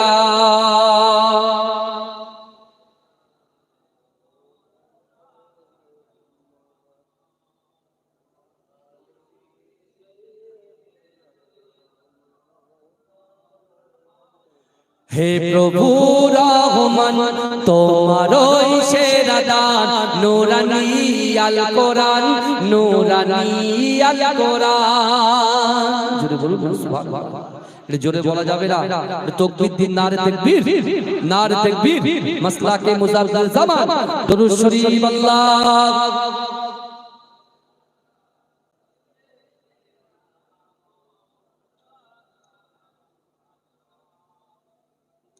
তাকবীর দেন নারে তাকবীর আমাদের প্রাণ প্রিয় ছোট ভাইজান হুজুরকে নারে তাকবীর মাসলাকে মুজাদ্দিদ জামান নারে তাকবীর দুরূদ শরীফ আল্লাহুম্মা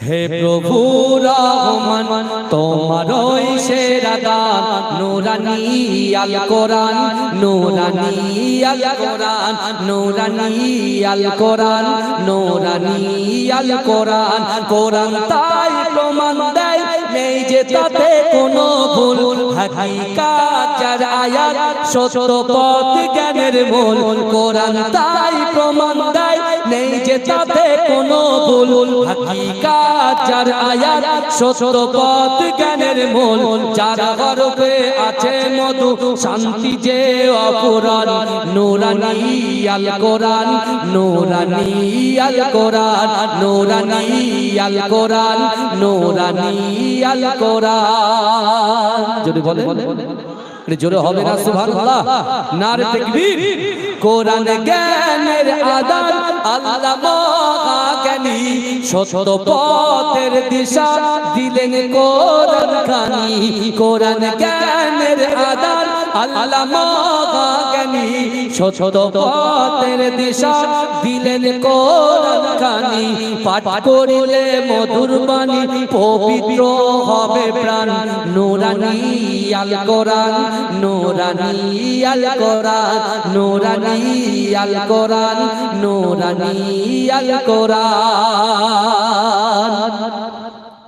সকল রোগের শিফা কোরআন পাকে পাওয়া যায় এক হরফে 10টি নেকি আমল নামায় জমা হয় সকল রোগের শিফা কোরআন পাকে পাওয়া যায় এক হরফে 10টি নেকি আমল নামায় জমা হয় কোরআন হলো ওই শিবানী কোরআন হলো ওই শিবানী মানব জীবন বিধান নূরানী আল কোরআন নূরানী আল কোরআন নূরানী আল কোরআন নূরানী আল কোরআন হে প্রভু রহমান তোমারই সেরা দান নূরানী আল কোরআন নূরানী আল কোরআন আল্লাহুম্মা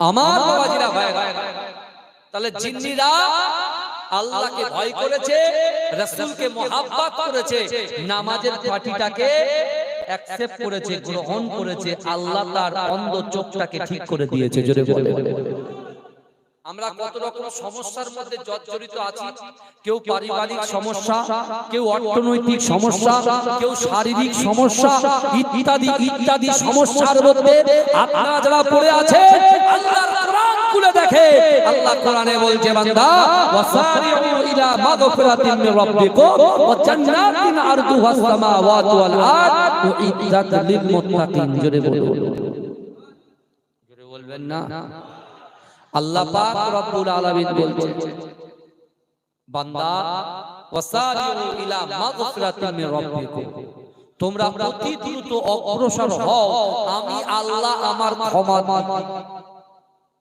জিন্নিরা ছিল 1 সেকেন্ড আগে জাহান্নাম শুনছেন জিন্নিরা ছিল 1 সেকেন্ড আগে জাহান্নামী আল্লাহ 1 সেকেন্ড পরে তাকে জান্নাতি করে দিল জোরে বলবেন না রাসূলুল্লাহ সেই প্রথম হাদিসটা আমি আপনাকে শোনালাম, ইন্নামাল আমালু বিল খাওয়াতিন, প্রত্যেকটা জিনিস নিয়তের উপরে নির্ভরশীল। যদি বলেন আপনি যে নিয়ত করবেন আল্লাহ সে নিয়ত কবুল করবেন। আল্লাহ রাসূল সাল্লাল্লাহু আলাইহি ওয়াসাল্লাম যখন মক্কা থেকে মদিনায় হিজরত করলেন, রাসূলুল্লাহ যখন মদিনায় হিজরত করার সাথে সাথে আল্লাহর রাসূলের একজন 18 বছরের সাহাবা যার নাম হচ্ছে হযরত তালহা রাদিয়াল্লাহু তাআলা আনহু, সে রাসূলুল্লাহর হাতে হাত দিয়ে কলেমা পড়ে মুসলমান হয়েছিলেন। জোরে বলেন।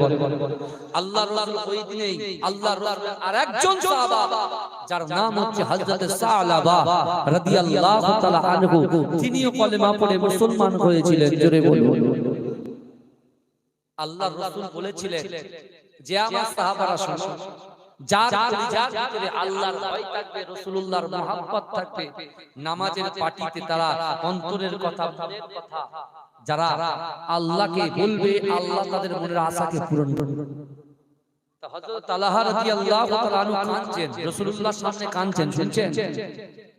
তা আল্লাহর রাসূল বলছে, বাবা কি ব্যাপার তুমি কাঁদছো? ইয়া রাসূলুল্লাহ, আমি আপনার জন্য আমার জানটা কুরবান করে দিয়েছি, কারণ আমি আমার জীবনের থেকে আমি আপনাকে বেশি ভালোবাসি। জোরে বলে। রাসূল বলছে এটা তো ভালো জিনিস, তাহলে তুমি কাঁদছো কেন?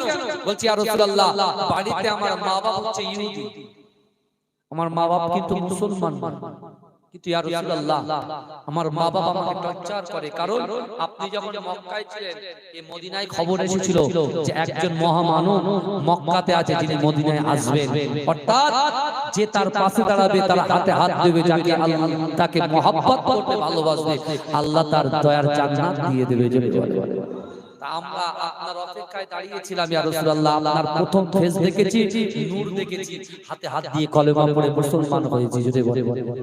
আর আমার বাপ আমার মা দৈনন্দিন আপনার নামে গাল পাড়ে, কুরুচিকর মন্তব্য করে। আল্লাহর রাসূল একটা কোরআনের আয়াত পড়ে শোনালেন, ফালা তাকুল্লাহুমা উফি ওয়ালা তানহারহুমা ওয়া কুল্লাহুমা কাওলান কারীমা। জোরে বলে। চিৎকার দিয়ে বলা যাবে? আল্লাহর কোরআন বলছে, বান্দা তোমাদের আচার আচরণে, তোমাদের ব্যবহারে তোমাদের পিতা মাতা যেন উপ শব্দ না করে। জোরে বলবেন না। আমার বাপ আমার মা, আমি সন্তান, সন্তানের উৎস হচ্ছে পিতা মাতা, বাপ আর মা, আব্বু আম্মু, সন্তানের উৎস পিতা।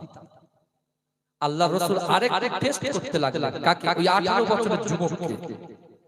আল্লাহর রাসূল হযরত ওমর হুজুরের হাত থেকে তরোয়ালটা নিয়ে তালার হাতে দিল, যাও তোমার আব্বা আমাকে কতল করো, যাও। যেই দিয়েছে এক মাত্র রাসূল পিছন থেকে ধরেছে, দাঁড়াও, খবরদার, ফালা তাকুল্লাহুমা উফি ওয়ালা তানহারহুমা ওয়া কুল্লাহুমা কাওলান কারীমা। আল্লাহ বলেছে তোমাদের আচার আচরণে, তোমাদের ব্যবহারে তোমাদের পিতা মাতা যেন উপ শব্দ না করে। তালা নামাজে আসবে,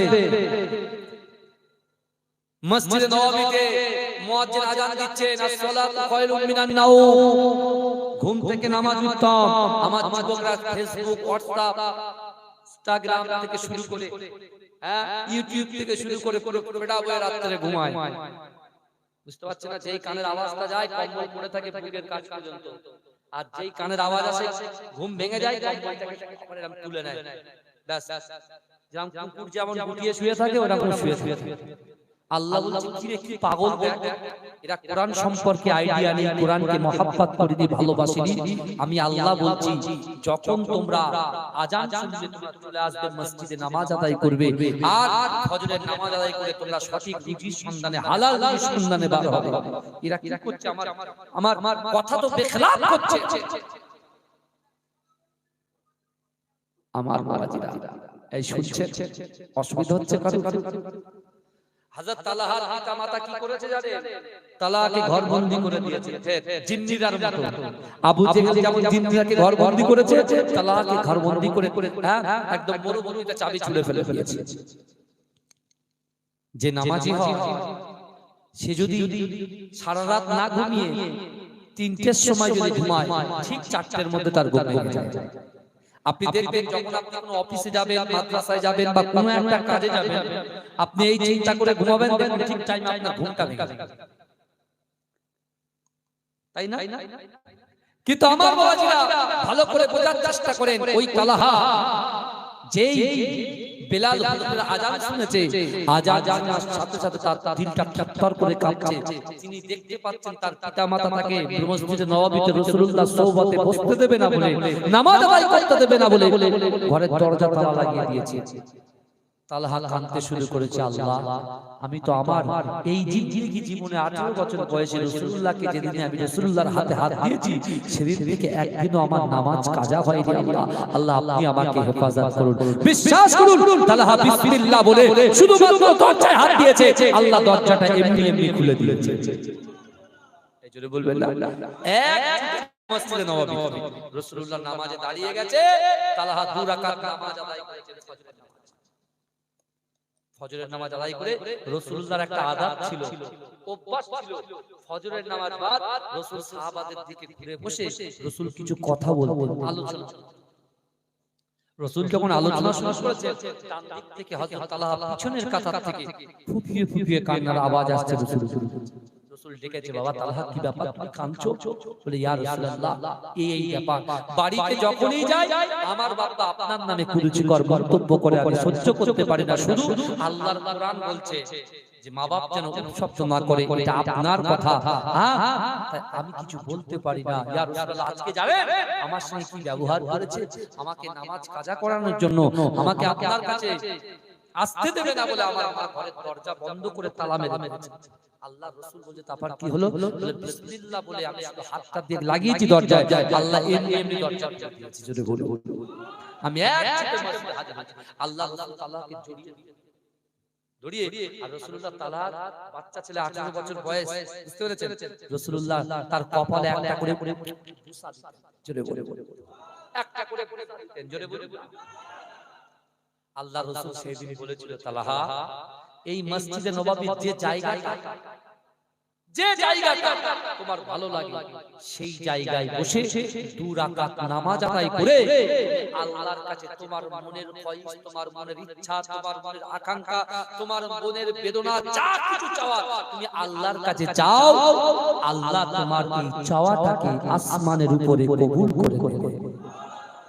যদি বলবেন আপনি যতই দান করেন, যত খায়রাত করেন আর যাই করেন না কেন বাবাজি, নামাজ যদি আপনি না পড়েন ঠিক জায়গায় কিন্তু আপনি পৌঁছাতে পারবেন না। নামাজ আপনার ধরতেই হবে। আপনি নামাজ পড়ুন 5 ওয়াক্ত, এবার যা ইচ্ছা তাই করুন, দেখবেন এই নামাজ পড়তে পড়তে আল্লাহ একদিন আপনাকে হেদায়েত দিয়ে দেবে ইনশাআল্লাহ। বলবেন না ইনশাআল্লাহ?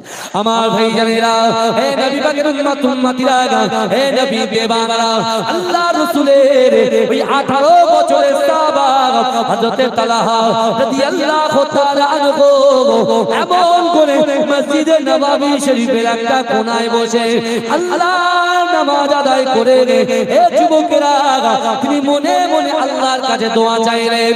হে যুবকেরা, হে নবী পাকের উম্মতিরা, হে নবী দেওয়ানারা, বিশ্ব নবী রাসূলুল্লাহ সাল্লাল্লাহু আলাইহি ওয়াসাল্লামের ওই মুহাব্বত সাহাবা হযরত তালহা রাদিয়াল্লাহু তাআলা আনহু দোয়া চাওয়া কমপ্লিট হয়ে যাবার পরে আল্লাহ রাসূলের কাছে যখন হাজির হয়েছে, হে যুবকেরা, হে নবী পাকের উম্মতিরা, ওই সময় বিশ্ব নবী রাসূলুল্লাহ সাল্লাল্লাহু আলাইহি ওয়াসাল্লাম তালহাকে দিকে তাকিয়ে আমার রাসূল মুচকে মুচকে হেসে বলছে, তালহা যাও যাও যাও, তোমার বাড়িতে গিয়ে তোমার পিতা মাতাকে খিদমত করো।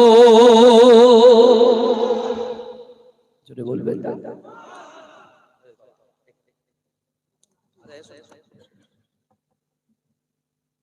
ভেঙে না যায় আর কিছু না।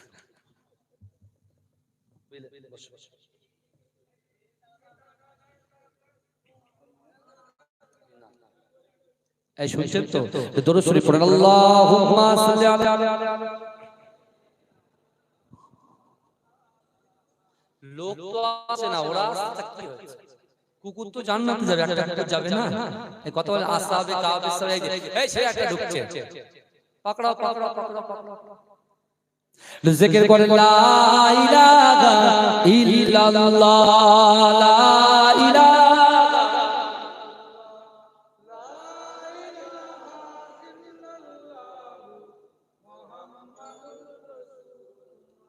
গড়েছ তুমি এই পৃথিবী জাহান, আল্লাহ মহান তিনি, আল্লাহ মহান। জোরে বলুন।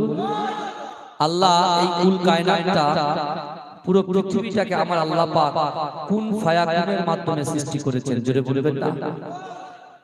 গড়েছ তুমি এই পৃথিবী জাহান, আল্লাহ মহান তিনি, আল্লাহ মহান, আল্লাহ মহান তিনি, আল্লাহ মহান, আল্লাহ মহান তিনি, আল্লাহ মহান। তুমি হাসাও, তুমি কাঁদাও, অন্ধ বোবাকে রিজিকি যোগাও। তুমি হাসাও, তুমি কাঁদাও, অন্ধ বোবাকে রিজিকি যোগাও। করলে হাহাকার তৃষ্ণা পিপাসার, মিষ্টি পানিতে প্রাণটা ভেজাও।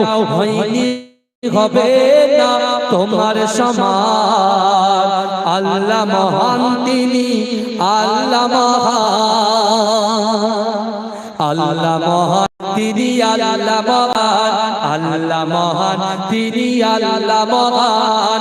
সূর্য ওঠে রোজ পূর্ব আকাশে, জ্যোৎস্না ছড়ায় চাঁদ রাত্রি আকাশে।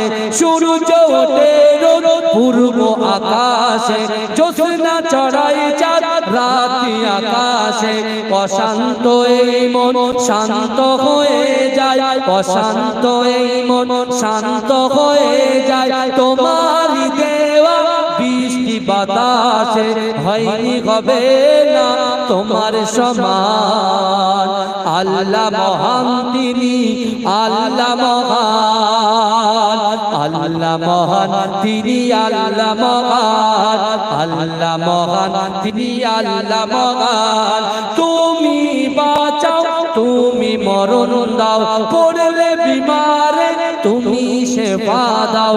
তুমি বাঁচাও, তুমি মরণ দাও, পড়লে বিমারে তুমি সেবা দাও। ধনী গরিব হয় তব ইশারায়, গরিব ধনী হয় যদি তুমি চাও। হয়নি হবে না তোমার সমান, আল্লাহ মহান তিনি, আল্লাহ মহান, আল্লাহ মহান তিনি, আল্লাহ মহান, আল্লাহ মহান তিনি, আল্লাহ মহান। আল্লাহুম্মা মহব্বতের সঙ্গে জোরে জোরে জোরে।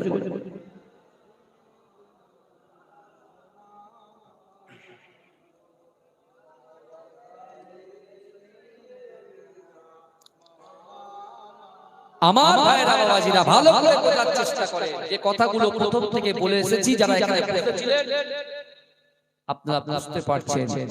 একদিকে রোম সম্রাট হযরতে হুযায়ফাকে ঈমান থেকে ইহদিনাস সিরাতাল মুস্তাকিমের পথ থেকে কুপথের দিশা দেখানোর জন্য অক্লান্ত পরিশ্রম করে যাচ্ছে, কিন্তু উনি ঠিক জায়গায় অটল হয়ে আছে।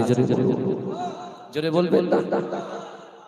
যখন সেটাতেও ব্যর্থ, রোম সম্রাট ওটাতেও ব্যর্থ, পরের দিন সকালবেলা আব্দুল্লাহ ইবনে হুযায়ফাকে বসিয়ে রেখেছে রোম সম্রাট পাশে, বিশাল বড় কড়াই, তেল টক টক টক টক করে ফুটছে, আর ভিতর থেকে একজন আসামিকে এনে উত্তপ্ত তৈলের ভিতরে যেই ফেলে দিয়েছে, হযরত হুযায়ফা ঝরঝর করে কাঁদতে শুরু করেছে।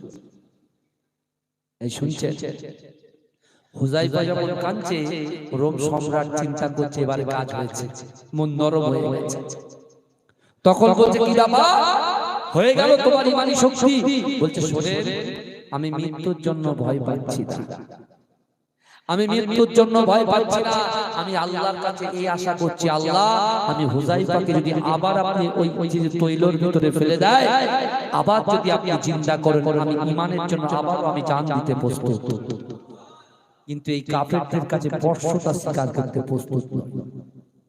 আমরা হচ্ছি সেই রাসূল সাল্লাল্লাহু আলাইহি ওয়াসাল্লামের খাঁটি উম্মত, সেই উম্মতের অনুসারী। কারণ আপনার ভুল হয়েছে, আপনি পরকীয়ায় জড়িয়ে গেছেন, জেনা হয়ে গেছে, শরাব খাওয়া হয়ে গেছে, পিতামাতার কষ্ট দেওয়া হয়ে গেছে, স্ত্রীর হক নষ্ট করা হয়েছে, স্বামীর হক নষ্ট করা হয়েছে, সন্তানের হক নষ্ট করা হয়েছে। আপনি বলছেন হুজুর আর তো কোনো লাইন নেই, জাহান্নামে তো যেতেই হবে, তা আরো গুনার মাত্রাটা আপনি বাড়িয়ে দিচ্ছেন। আমি বলছি না, এটা করবেন না। কোরআনের কাছে আসুন, কোরআনের কাছে বসুন, কোরআন কি সাজেশন দেয় সেটা শুনেন। কোরআন বলছে বিসমিল্লাহির রহমানির রহিম, ইয়া আইয়ুহাল্লাযীনা আমানু তুবু ইলাল্লাহি তাওবাতান নাসুহা। আল্লাহর কোরআন বলছে বান্দা, হে আমার বিশ্বাসী ঈমানদার বান্দারা, তুবু ইলাল্লাহি তাওবাতান নাসুহা, তোমরা যদি তওবার মতো তওবা করতে পারো, তওবার মতো তওবা করতে পারো।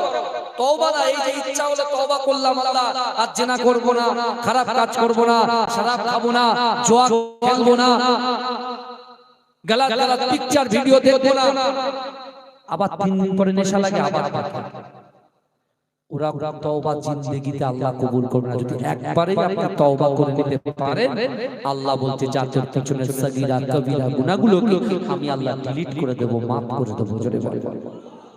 আল্লাহ আবার কোরআনে বলেছেন বান্দা, ইন্নাল্লাহা লা ইউগাইয়িরু মা বিকওমিন হাত্তা ইউগাইয়িরু মা বিআনফুসিহিম। আল্লাহ বলছে বান্দা, যে জাত যে কওম নিজে পরিবর্তন হওয়ার চেষ্টা করে না, আমি আল্লাহ ওই জাতি ওই কওমকে কখনোর জন্য পরিবর্তন ঘটাই না। আগে নিজের পরিবর্তন হতে হবে, তারপরে আল্লাহ শাসন। বুঝেছেন আমার কথা? হযরত তালহা রাদিয়াল্লাহু তাআলা আনহু বাড়িতে চলে গেলেন। রাসূলুল্লাহ ফজরের নামাজে এসে নামাজ আদায় করছেন, পিছনে ঘুরে দেখছেন তালহা নেই। কারণ রাসূলুল্লাহ একটা আদব ছিল, তালহাকে কি কপালে একটা করে চুমা খাওয়া, চুমা দেওয়া। বুঝতে পেরেছেন? প্রথম ওয়াক্তে আসলেন না, জোহরের ওয়াক্তে আসলেন না, আসরের ওয়াক্তে আসলেন না, মাগরিবের ওয়াক্তে আসলেন না, এরকম করে একদিন দুদিন পার হয়ে যাচ্ছে। আল্লাহ রাসূল যখন অস্থির হয়ে যাচ্ছে, হযরত বেলাল হুজুর বলছে, ইয়া রাসূলুল্লাহ, আমি তার বাড়িতে গিয়েছিলাম, তার পিতামাতা ইহুদি, কিন্তু তারা কাঁদছে আর বলছে যে আমার সন্তান আজ 3 দিন ধরে বেহুশ অবস্থায় পড়ে আছে, অর্থাৎ তার কোনো হুঁশ আসছে না, কিন্তু যখন হুঁশ আসছে সে নবী নবী করে চিৎকার দিচ্ছে। জোরে বলে আল্লাহর রাসূল বলে, বাবা আবু বকর ওমর চলো, আমার তালহার বাড়িতে যেতে হবে। রাসূলুল্লাহ 3.5 কিলোমিটার দূর হেঁটে হেঁটে হেঁটে তালহার বাড়িতে যখন প্রবেশ করছে, তালহার মনের খাইশ ছিল, আল্লাহ আমার রাসূল যদি আমার বাড়িতে কদম ফেলে, সর্বপ্রথম আমার পিতামাতা যেন রাসূলুল্লাহর হাতে হাত দিয়ে কালেমা পড়ে মুসলমান হয়ে যায়। এই জোরে যাবে যাবে। তালহার অন্ধকার ঘর, তালহার বাড়িটা অন্ধকার, তালহার পিতামাতা সন্তানের ব্যথায় ব্যথিত। রাসূল যখন এগিয়ে যাচ্ছে, তালহার অন্ধকার বাড়িটা আস্তে আস্তে আলোয় আলোকিত হয়ে যাচ্ছে। রাসূল যখন প্রবেশ করলো, দাঁড়িয়ে গেল, রাসূলকে দেখে তারা ঈমান জোরে বলে কাঁদতে শুরু করেছে, ইয়া রাসূলুল্লাহ, ইয়া হাবিবাল্লাহ, আপনার গোলাম আমার সন্তান আমার তালহা আজ 3 দিন ধরে বেহুশ অবস্থায় পড়ে আছে, ইয়া রাসূলুল্লাহ। এই তালহার কোনো হুঁশ নাই, কিন্তু যখনই হুঁশ হচ্ছে তখনই সে নবী নবী করে চিৎকার কাটছে। আল্লাহ রাসূল কি বললেন? আমার রাসূল জবান দিয়ে যেটা বলে আল্লাহ কবুল করে। আল্লাহ রাসূল বলছে, মা আপনার এই ছেলে তালহা আর বাঁচবে না, আজকে এশার নামাজ পড়েই সে ইন্তেকাল করবে। কে বললেন? আল্লাহ রাসূল বলছেন যে আপনার এই সন্তান বাঁচবে না, আজকে এশার নামাজ বাদ সে ইন্তেকাল করবে। রাসূল তালহার মাথা থেকে পা পর্যন্ত হাত বুলিয়ে দিয়ে যখন তালহার বাড়ি থেকে বেরোচ্ছেন, রাসূল তাকে গিয়ে বলছেন, শুনেন, এই তালহা যখন ইন্তেকাল করবে, গোসলটা আমি রাসূল নিজে হাতে দেব, তালহার কাপড়টা আমি নিজে হাতে পরাবো, তালহার জানাজার নামাজের ইমাম আমি রাসূল হয়ে যাব, আর তালহার লাশ মোবারকটা আমি রাসূলুল্লাহ নিজে কবরে দাফন করব। জোরে বলে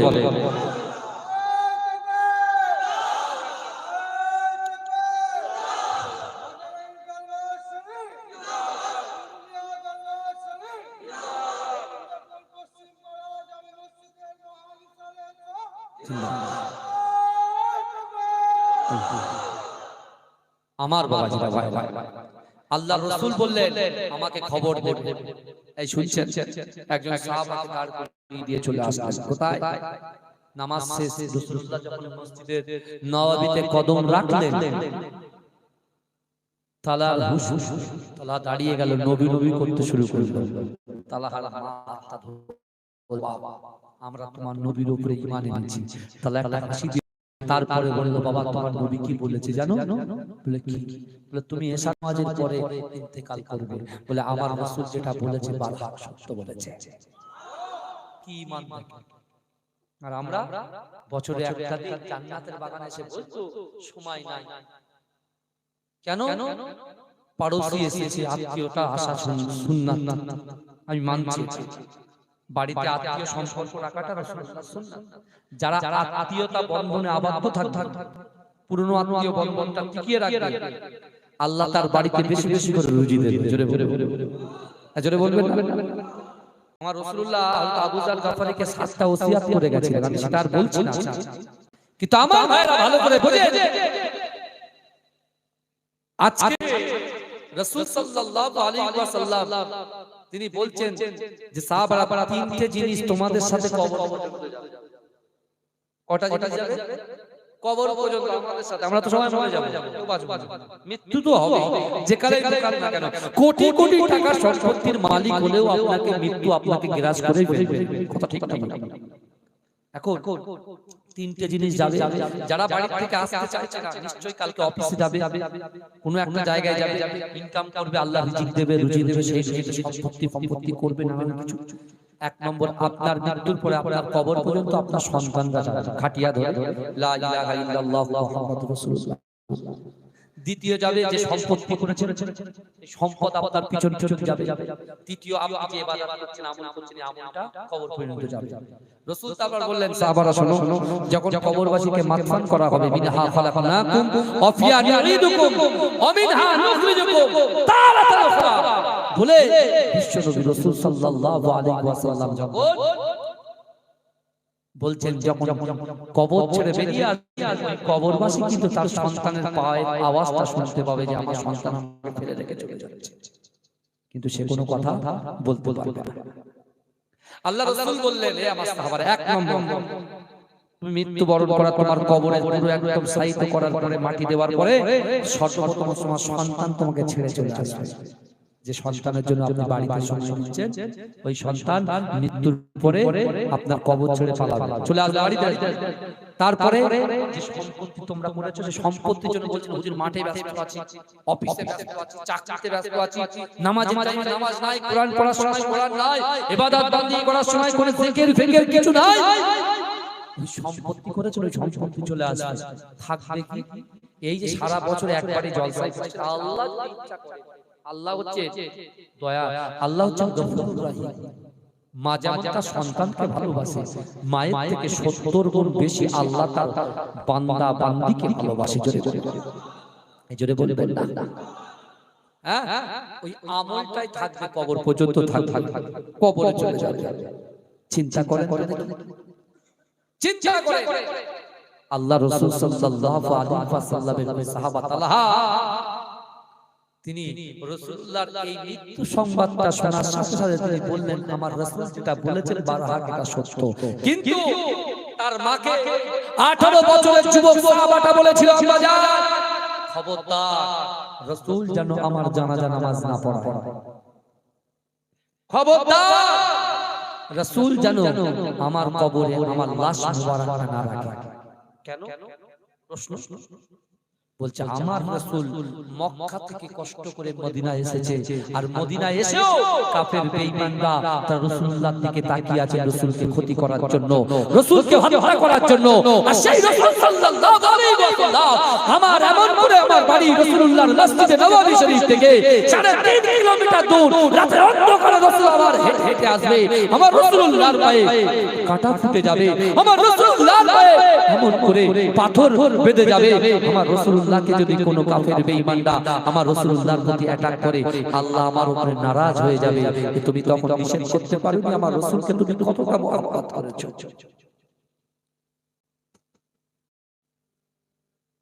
ইন্তেকাল হয়ে গেল, কাউকে রাসূলুল্লাহকে খবর দেওয়া হলো না। ভালো করে শুনবেন, রাসূলকে খবর দেওয়া হলো। নামাজের পর নামাজ যখন হচ্ছে, ওয়াক্তের পর ওয়াক্ত যখন গুজরে যাচ্ছেন, রাসূল শুধু জিজ্ঞাসা করছেন আমার তালাহার খবর কি। একটা টাইমে রাসূলুল্লাহর পর্ণগরে চলে আসলো, ইয়া রাসূলুল্লাহ তালহা ইন্তেকালও করেছে, কাফন দাফন সব কমপ্লিট হয়ে গেছে। রাসূল একটা চিৎ মারলেন, বসে চিৎকার করে বসে গেলেন। তুমি চিন্তা করো, আজ যদি এই গোবিন্দপুর অর্থাৎ এই যে জায়গাটায় আমরা বসেছি, এই গ্রামের যুবকদের কলিজার ভিতরে আল্লাহর রাসূলের মুহাব্বত যদি থাকে, এই গ্রামের যুবক যুবতীর ভিতরে আল্লাহর রাসূলের ভালোবাসা মুহাব্বত যদি থাকে, এই যুবকরা বিশ্বাস করো আমার রাসূল আর মদিনায় থাকতে পারে না, মদিনার শেষ থেকে রূহানি হালাতে মজলিসে হাজির হয়ে যেতে পারে। জোরে বলবেন আমার রাসূল জিন্দা, এই কথা বলে আমার রাসূল হচ্ছেন জিন্দা। জোরে বলুন না সুবহানাল্লাহ। আমার ভাইরা বাবাজিরা, আল্লাহ বলছে বান্দা বিসমিল্লাহির রহমানির রহিম নাহনু আকরাবু ইলাইহি মিন হাবলিল ওয়ারিদ। বান্দা আমি আল্লাহ তোমাদেরকে এত মহব্বত করি, ভালোবাসি, প্যার করি, আমি আল্লাহ তোমাদের রিজিকটাকে আমি আল্লাহ এত সুন্দরভাবে দিই। ও বান্দা তুমি জানো না আমি আল্লাহ তোমার ঘরের শিরা উপশিরা থেকে অতি নিকটবর্তী তোমাদের সাথে থাকি। জোরে বলুন না সুবহানাল্লাহ।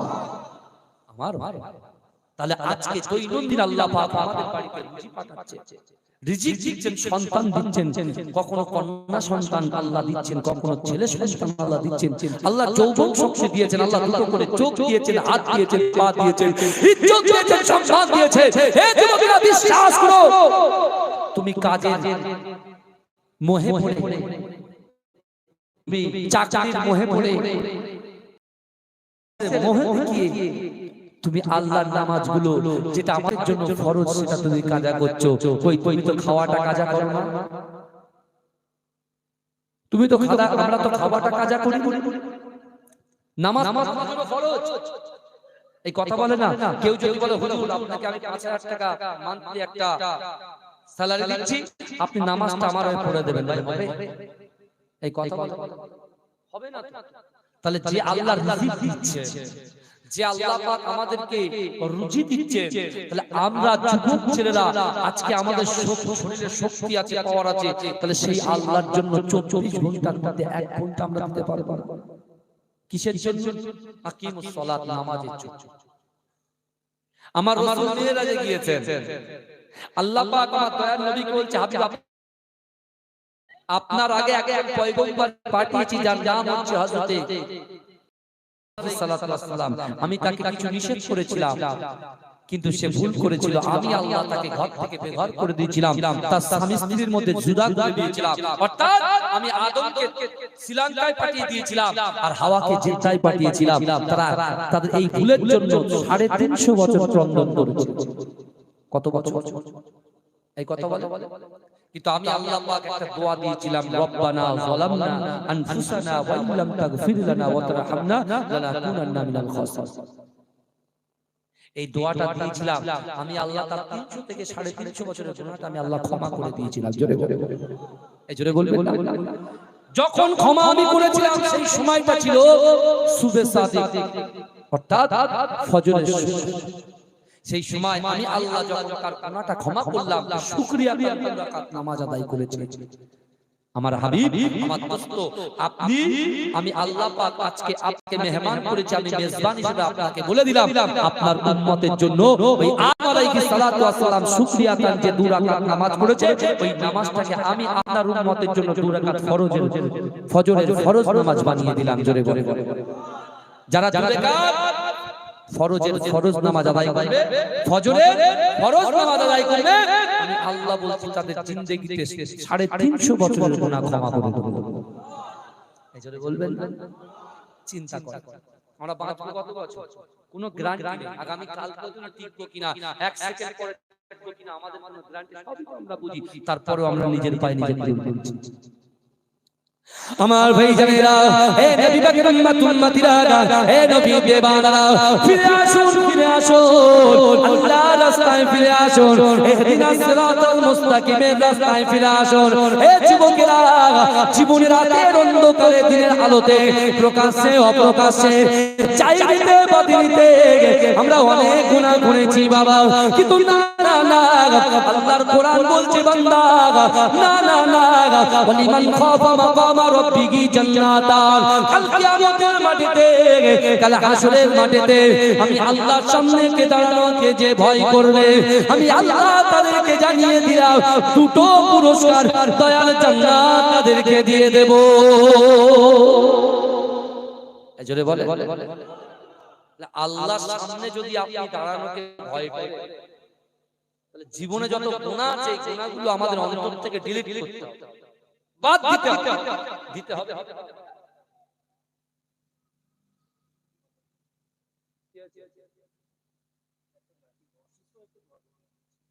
আচ্ছা ভাইজান দরুদ শরীফ পড়ুন, আল্লাহুম্মা সাল্লি আলা মাওলানা মুহাম্মদ।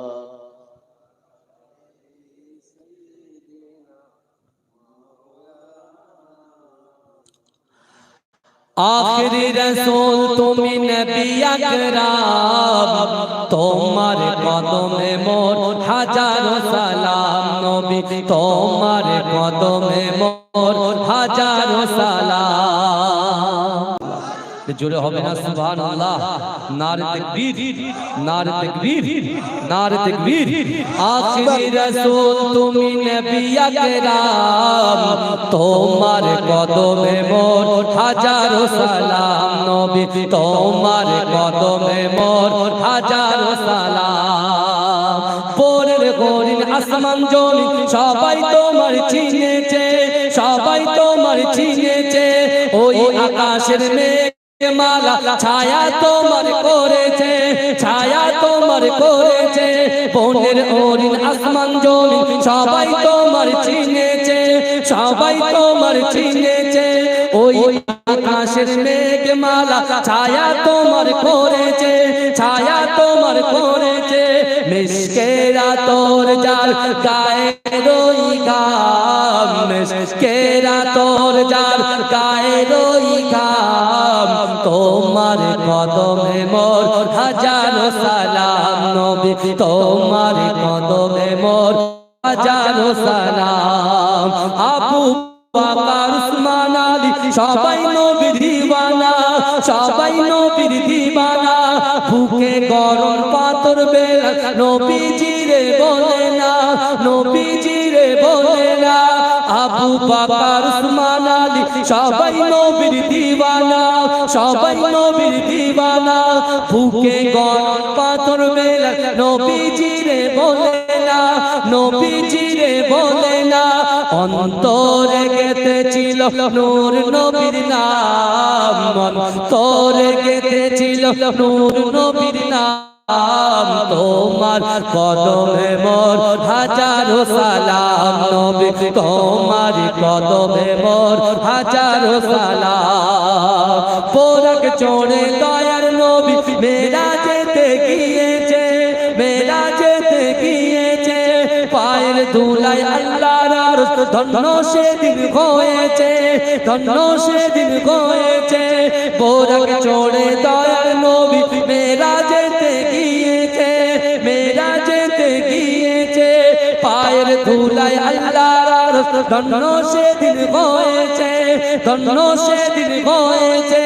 জান্নাতের ঘরে ঘরে নূর নবীর নাম, জান্নাতের রুমে রুমে নূর নবীর নাম। তোমার কদমে মোর হাজারো সালাম নবী, তোমার কদমে মোর হাজারো সালাম।